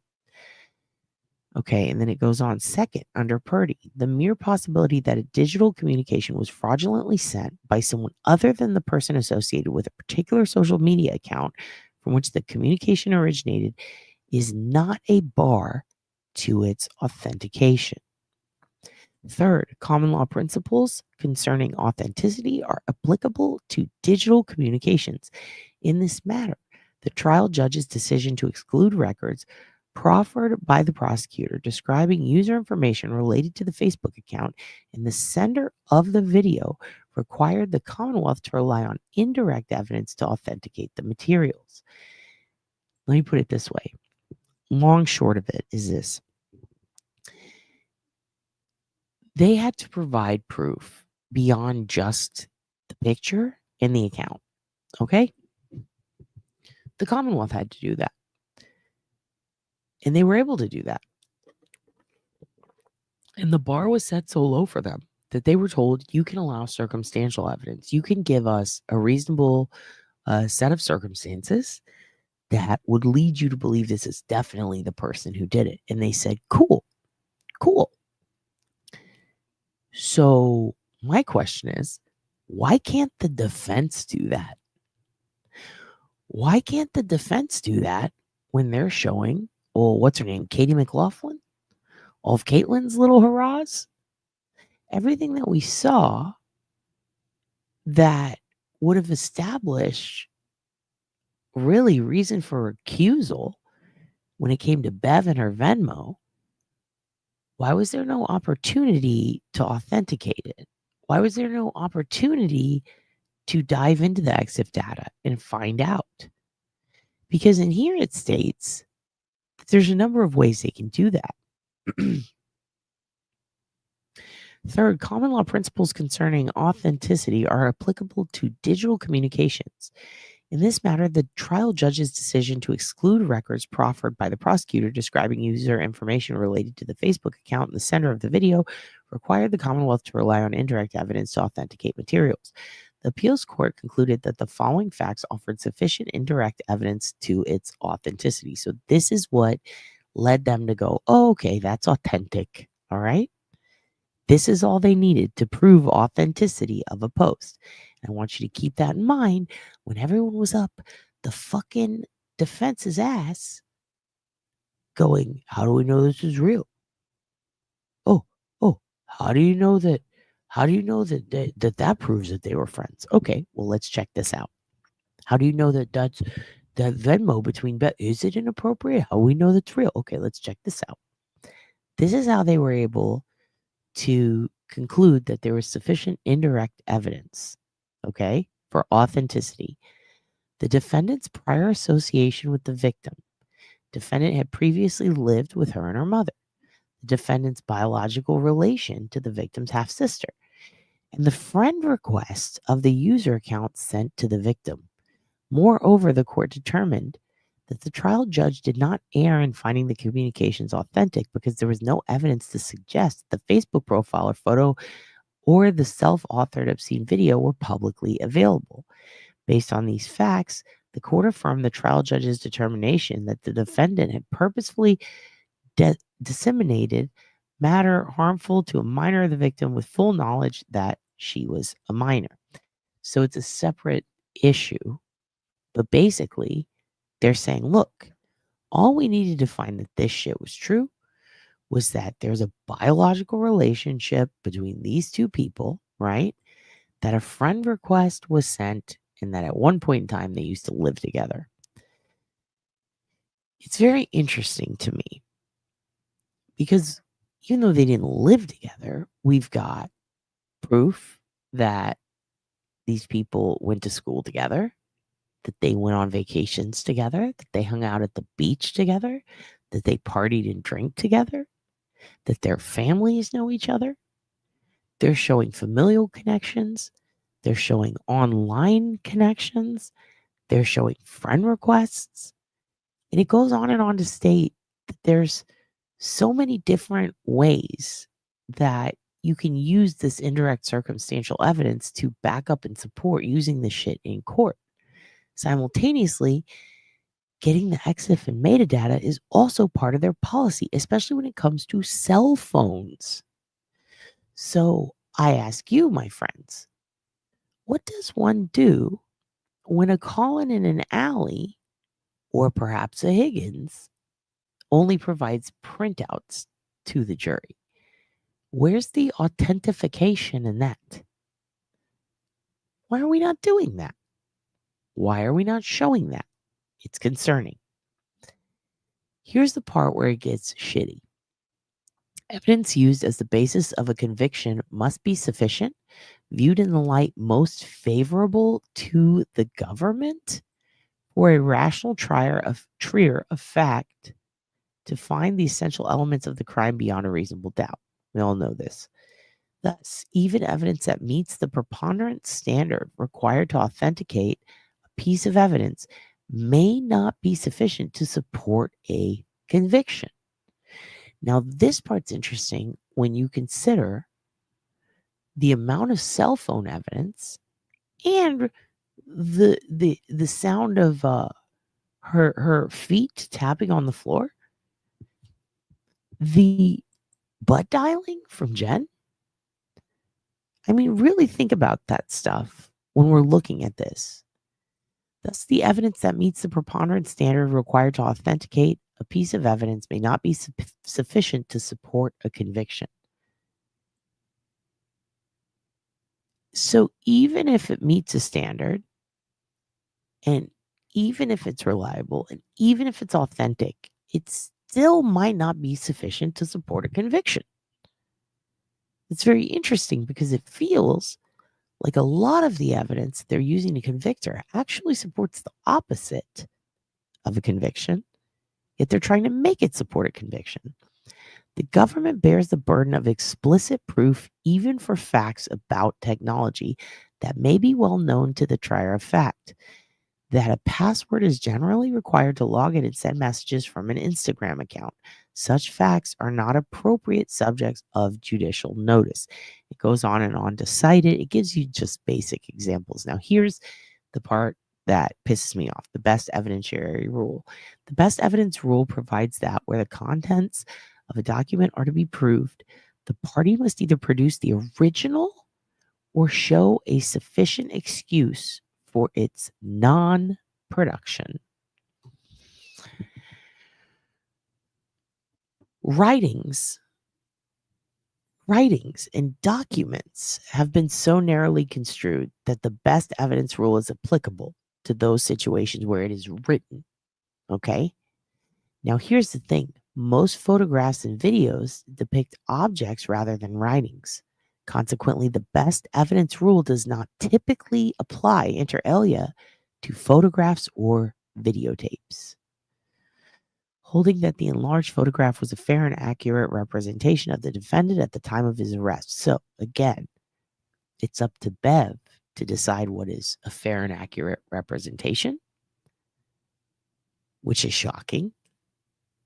But the best evidence rule does not necessarily apply to photo and video. This is only writing. That is a bit disturbing. That bothers me.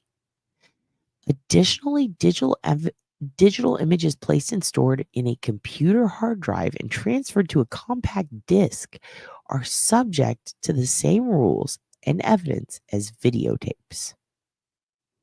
So, I could go on, and I could keep reading this all fucking day. But this is the part that stuns me. We're going to get through this, okay, right here.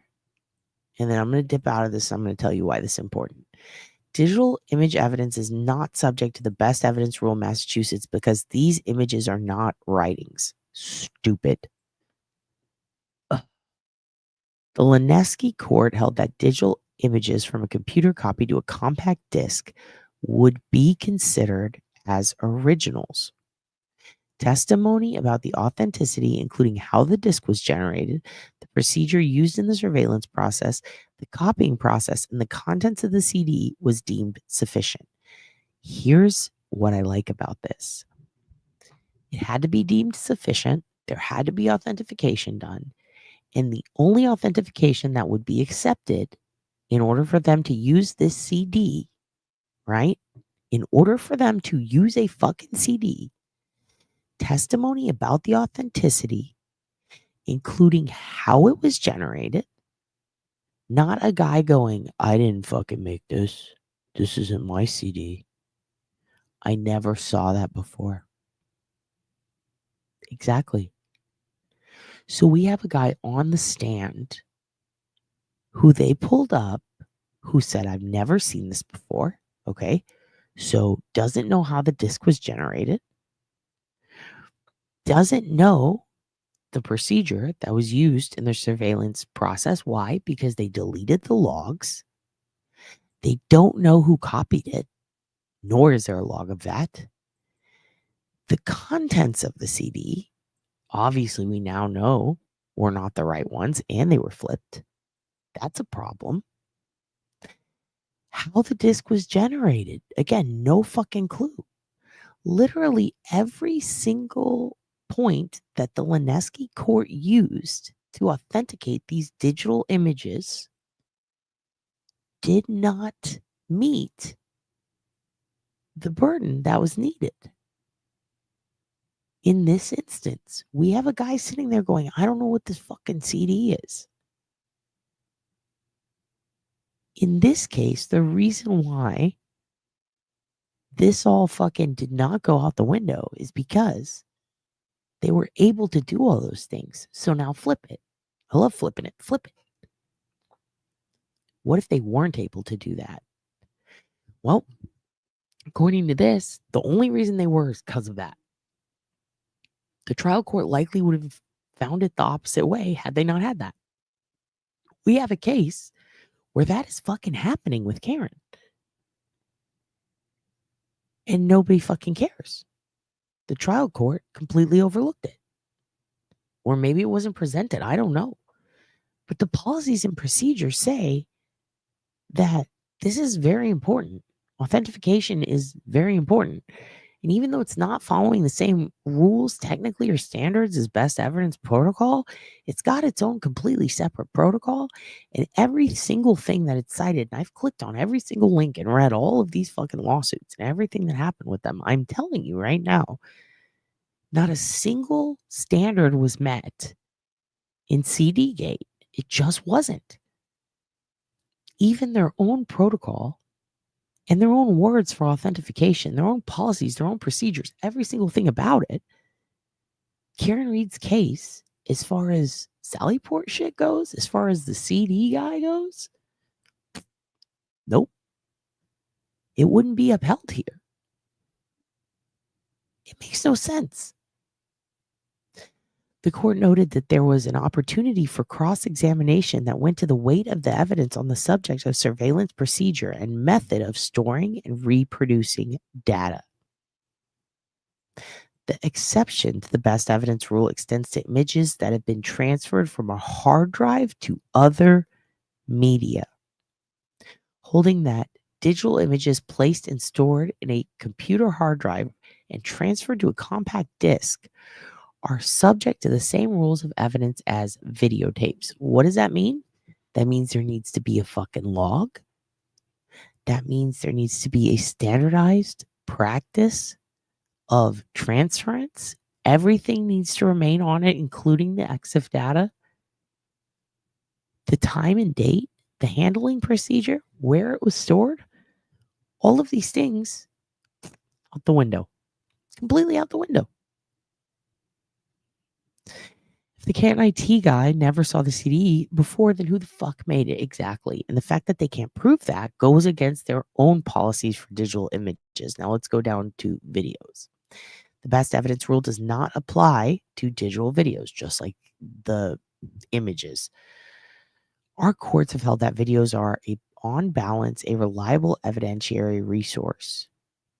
Videos should be admissible as evidence if they are relevant, if they provide a fair representation of what they purport to depict, arguably in this case.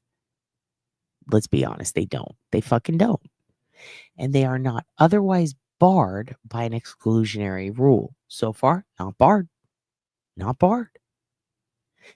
It goes on and on. It talks about large volumes of digital evidence and how they can be summarized when shown to the jury without running afoul of the best evidence rule.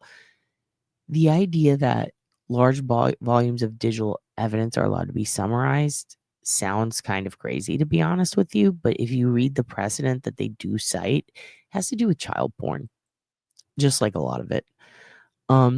And the reason that that's such a big deal and why it actually kind of does make sense is because if you've got someone like, let's say, Stephen Stearns, or, someone who's got like 120 million terabytes of fucking child porn, it's not reasonable to make a jury sit through and look at all of that. And also, it's likely it's just not feasible at all. It would take a really fucking long time.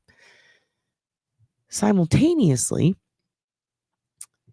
they cite this case. I feel like they could have cited a better case, honestly. They cite this case, but it's got really extreme measures stacked onto it. Like, for example, you're allowed to explain, hey, this guy has 150,000 terabytes of child porn, as opposed to showing them all of it. You can describe what's being done, how it's being done, but in some instances, in almost all instances, that would be unreasonable and it would not be okay. Like it makes sense in that circumstance. But when you look at other circumstances and other cases that don't involve CSAM, it's a little bit scary, because what if there's a ton of video footage, let's say, that pops up from Hank? I mean, the same guy who look, Whitey Bulger. There was so much wiretapping. They dumped a ton of evidence on his ass at the last minute. A lot of it was video and audio. And he complained and he wanted to extend the trial court. He wanted to extend the court date for a really long time. It's kind of crazy to me that he expected so many people to be added on the taxpayer's dime. But it kind of makes sense because the voluminous amount of evidence that he had to deal with, right? Like, that's a lot. It's a ton. It would be kind of unreasonable to take that and then toss it onto a jury, right? Not cool. So in that instance, he might say, hey, there are 100 hours of Connolly talking to Whitey, but there's only 30 hours of Whitey going to talk to Connolly, as opposed to showing them all 30 hours. Does that make sense? I think it does. Okay. It goes on and on. It talks about hearsay, talks about business records exemptions. There's so much in here. But what I'd like to do is I have a bunch of shorthand notes. I'd like to type them out, make them nice and fancy, highlight some shit. Probably going to put it up on the Twitskis. Probably going to post it on my community page even. But I want to go through and I want to pick up each individual clause, and I'd like to put a little line going to where this can apply in the Reed case, or where it can potentially be a burden or potentially help. And I think at that point, it's just something to consider when you're watching the second trial. It's not necessarily going to free Karen. It's not necessarily going to fuck Karen. The policies and procedures are what they are. They're not going to change right now because of Karen, as far as we know, unless something good happens at the higher level court. But I think it's important to know when Bev is doing some fuck shit. And I think it's important to know that there are a lot of loopholes that do kind of fuck over the defense. I'm not saying they're right, and I'm not saying they should be there, but they are there. So I think that it's important to kind of consider that when watching the next trial. I just think it is. So anyway, that was something I wanted to run by you guys. I think that's pretty much that for the Massachusetts Digital Evidence Guide for today. There's a lot more that we could go through, but that would fucking take forever. So here's what I want to do. I want to give you a buffer, because I know this is a lot of talking and you're probably very tired, and I thank you for listening to me. Now I'm going to show you Kirk's 40th birthday. and a couple of other cool, fun videos that will make you laugh. Okay, buffer time. Here we go. Yay. Enjoy this because this is some found footage from Found Footage Fest that you have not seen yet. You're going to see 2 or 3 of those that are brand new, and I hope you like them. Hey guys, how the fuck you doing, man, over there? Close in, close in. All right, oh, a little bit closer. Look, oh, you got to make it work like it's worthwhile, you know? Hey, brother, how you doing? Get out of here! Okay, don't do that, dude. So you can go all the way back, go all the way back. That's what I'm just doing now. Like this? Here, now look at me. Hi, Mom. There goes Kirk on his birthday, pushing his scooter. Finally got the fucker running. I just want to drag a couple rugrats. Ooh, it's windy out. Excuse me. Is that about that's about the size of Manny Patty? Yeah, It's about exactly. Snoopy. You Really? Snoopy creamed his jeans and all his left. Brown. Happy birthday to you. To you. I have to pause and I have to say thank you, Meatball Morrissey, for the $10 Cash App. I appreciate you so much. That is so sweet of you. And I have to go back because we got to hear that burp again. Like, are you fucking kidding me right now? That was a sick ass burp, dude. I'm sorry. I have to go to the meeting. I'm obsessed with Kirk's 40th. Go Kirk. And also Canadian, right? Yeah. Hey guys, how the fuck you doing, man, over there? Close in, close in. All right, oh, a little bit closer. Look, oh, you got to make it work like it's worthwhile, you know? Hey, brother, how you doing? Get out of here! Okay, don't do that, dude. So you can go all the way back, go all the way back. That's what I'm just doing now. Like this? Here, now look at me. Also, whose husband is this? Whose husband is this guy? And why? Like, why are his, what are these called? I can't remember. Pupils? Why are they so tiny? Why are they so tiny? One of you guys can have him as a husband. Who wants him? Hi, Mom. There goes Kirk on his birthday, pushing his scooter. Finally got the fucker running. I just want to drag a couple rugrats. Ooh, it's windy out. Excuse me. I love that. It's windy out. Excuse That's me. beautiful. That's about the size of Manny Patty? Yeah, It's about exactly. Snoopy. Are those fucking tits? Oh, it's Snoopy. It's about exactly. Snoopy. Really? Snoopy creamed his jeans and all his left. Brown. Happy birthday to you. To you. Happy birthday, dear Kirk. Happy birthday to you.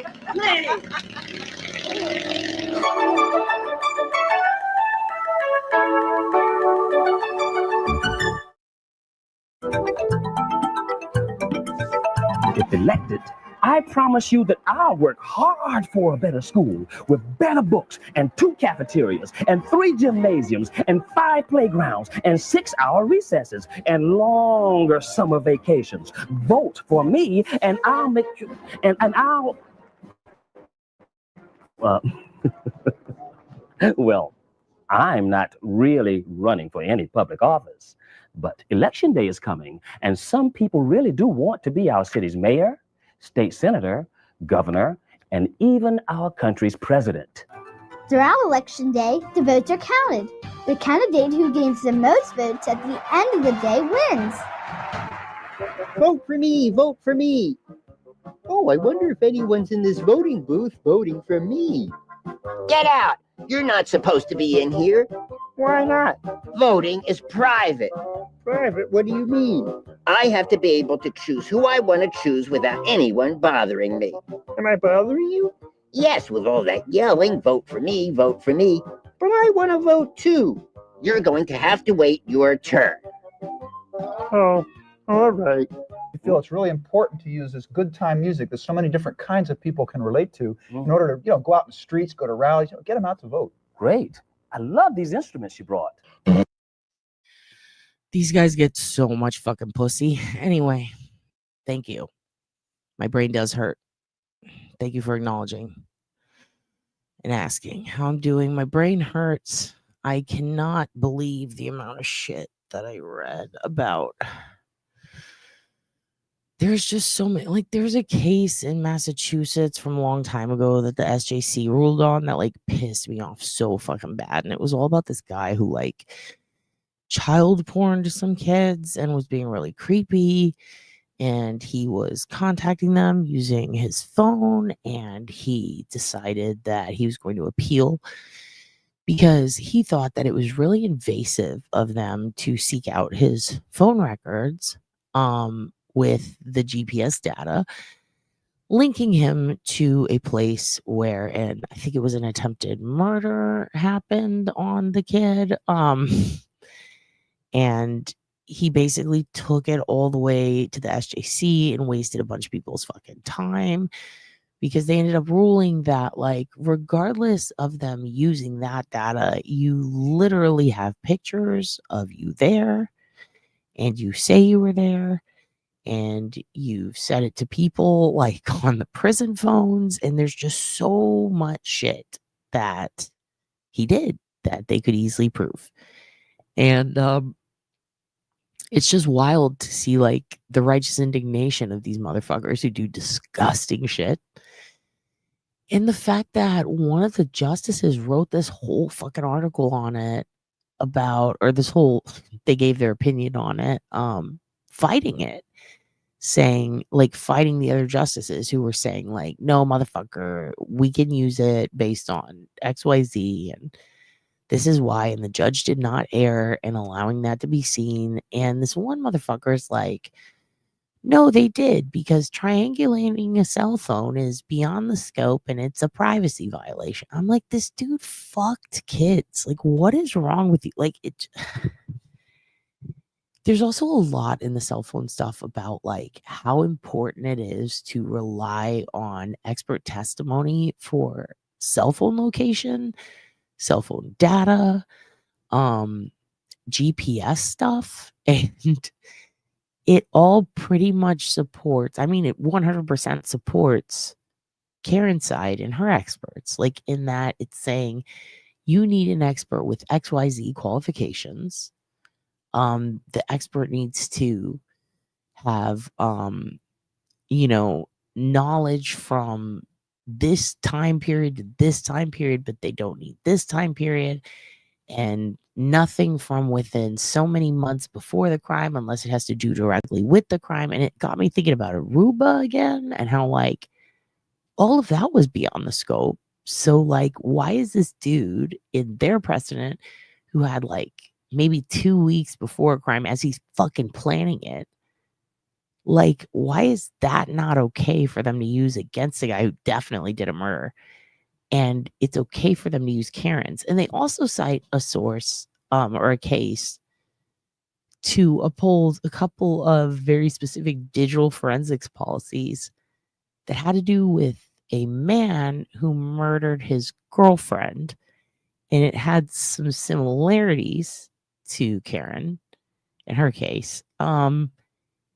And in his, they actually supported his. And they shot down Karen's. And it's just fucking weird. Like, it's just really fucking weird. And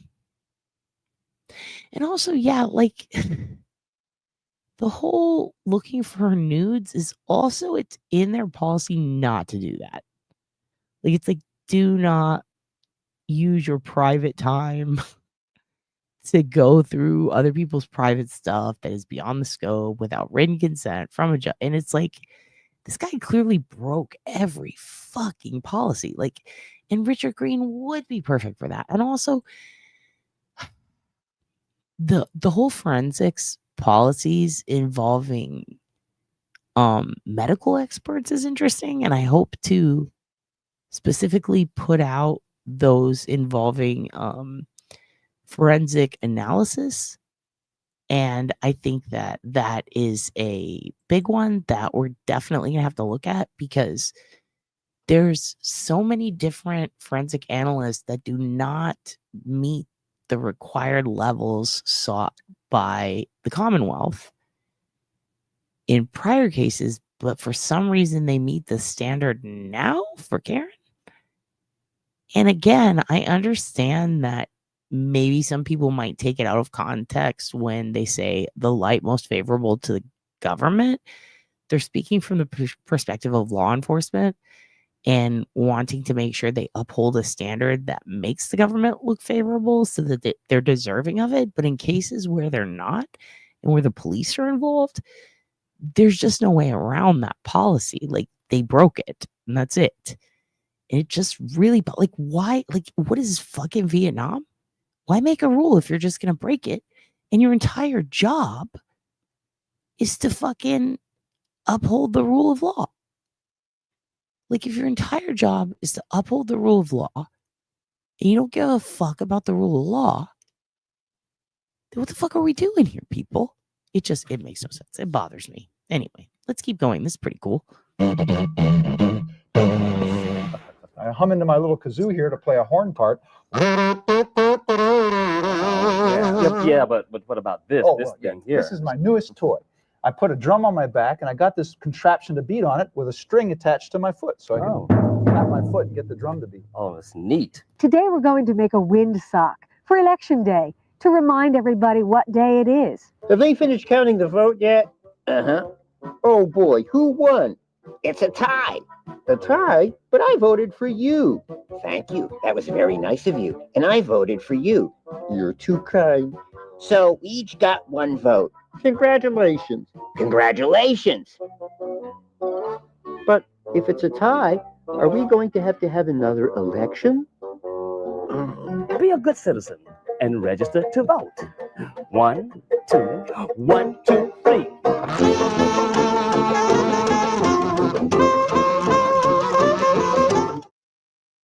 And there's one more thing. You gotta add one more to your crew. What? Check out my son. Solar!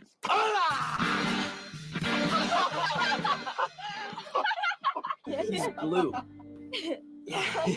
Yeah, well, I'm not skating with some weird blue dude. We were going nowhere. It didn't always come so easily. There was a time when, frankly, we sucked. Guys, you need to check this out. I am not seeing this. I'm freaking out here. Surrender the mighty Zolar to me, and your demise shall be swift. Just like boom, boom, and bad guys went flying. What? Solar, man. That was kind of weird. Alien loser. Mike, is it true you're an alien? That's a good one. An alien? Of course I'm an alien.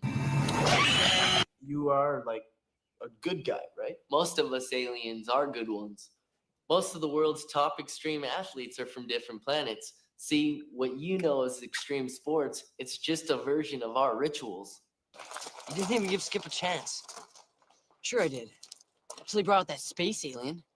Come on, man. He's not a space alien. He's just, blue. I don't know why, but I thought Zola, the blue guy, was so funny when I watched it earlier. I was like, he's blue. The fuck are we watching? I absolutely loved it.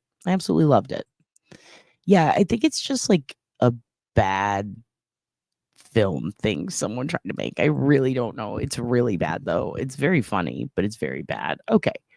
So I did get a few more obology line calls, obiology or whatever. But I want to curate them and make sure that I edit out y'all's names in the future if any of you guys fuck up and leave them. Or even if you did it on purpose. I will end on this. Here's what I think I'm going to end on. Because I have to go to the bank and fight them. And then I have to go get Hoogie's new food. Hopefully I can get that today. but I want to give you something good to leave on that brings you joy and not this depressing ass shit.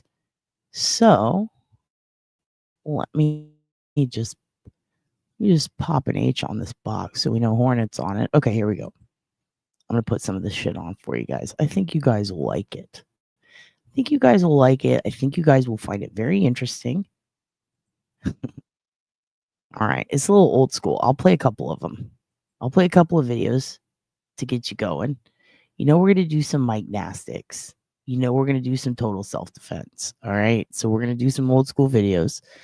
I love you guys so much. Thank you for coming here. I'm going to be putting up a whole bunch of cleaned up footage I've been working on from the first trial, and I will be continuing to get up the ass as I read policies and procedural manuals over the next couple of days. And I did FOIA request specifically using the Northwestern University research project on how to get fucking data from Massachusetts specific police, because it is such a burden and so difficult that a university had to do a study on how to attain public access records from the state of Massachusetts. No other state, just Massachusetts, because they're so bad on returning that shit.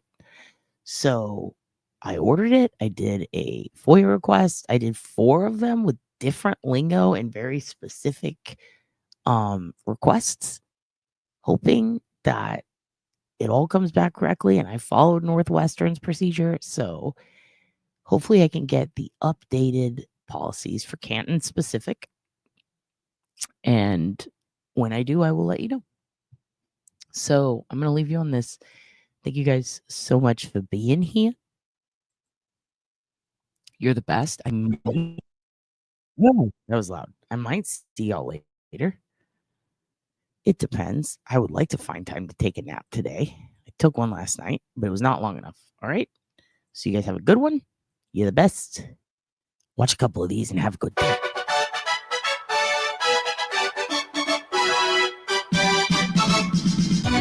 Self-defense means meeting violence with violence.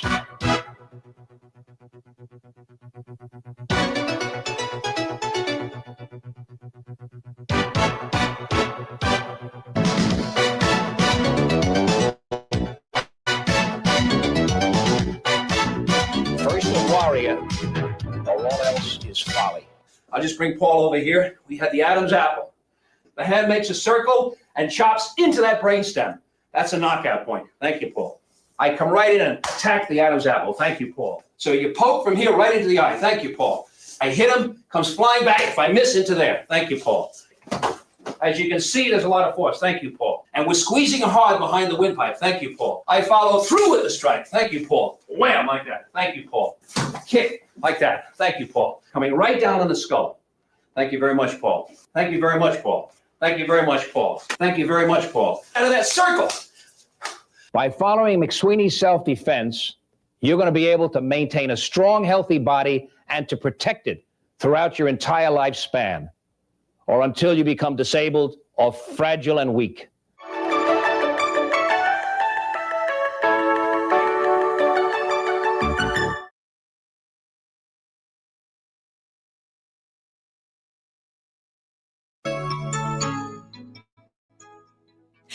Let's take a relaxing break and leave cyber stress behind.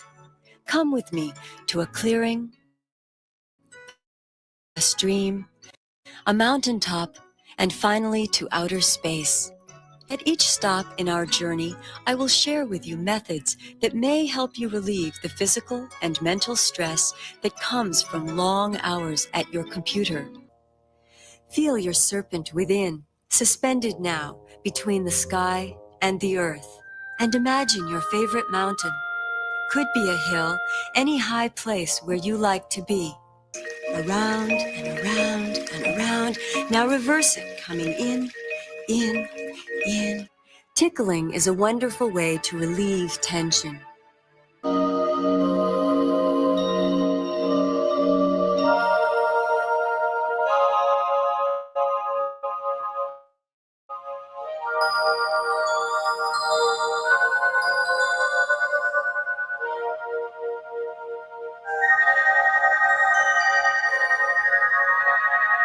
I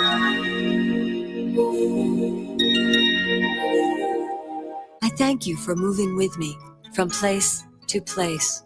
I hope you will continue to visit these places and incorporate them into your workday. And remember, relax, take breaks. Relax, take breaks. Relax, take breaks. Relax, take breaks.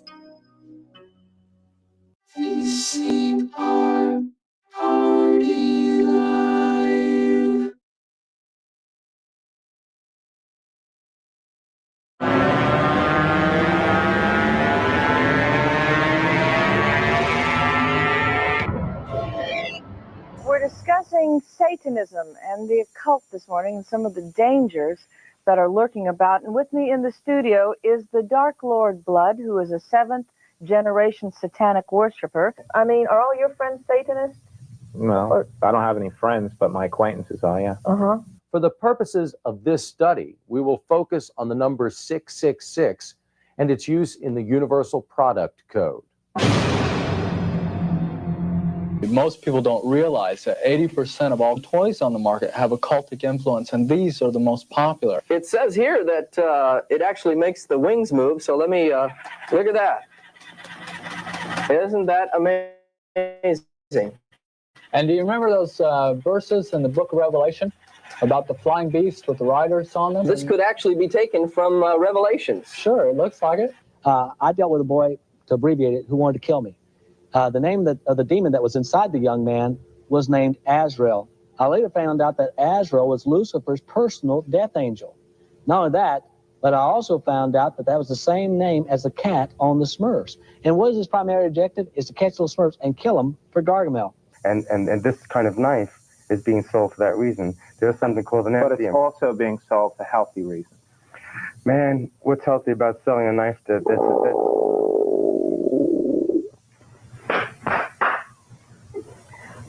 Vicky. Snake Mountain. It's got an interesting little feature here. I'm going to turn it on. It can actually transform your voice from your regular voice to that of an occultic hero. Is that correct? So let's get a Skeletor type of voice. Let me turn this on here. I think I'm getting it too loud. Skeletor, the master of the universe.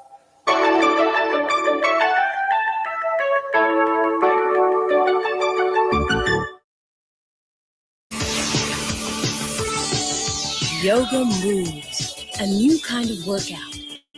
Take part in yoga, the most ancient system of healing, toning, and rejuvenating your body. Presented to you now with Alan Finger. Join us. Have fun. Be rewarded too. Time for you. Time to relax. Get a new look at the world. A new look at you. Enlightenment isn't serious. Yoga moves will energize you.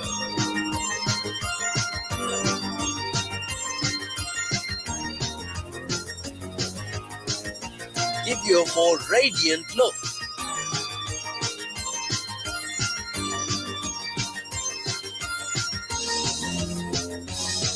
Strengthen and build your body.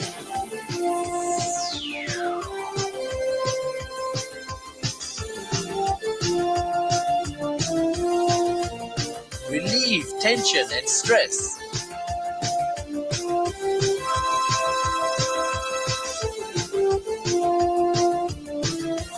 Stretch and tone your muscles.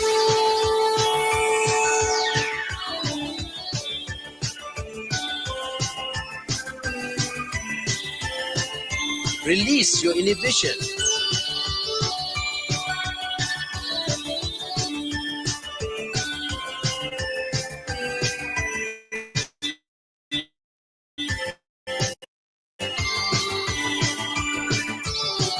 And add balance to your life.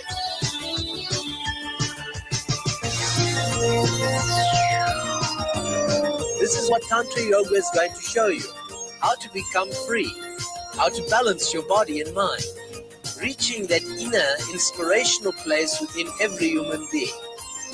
How to stop that civil war that is being fought within your own being, to reach an inner peace, an inner joy, an inner ecstasy, creating a energetic and youthful appearance and outlook to life. And the best part of it all is that enlightenment isn't serious.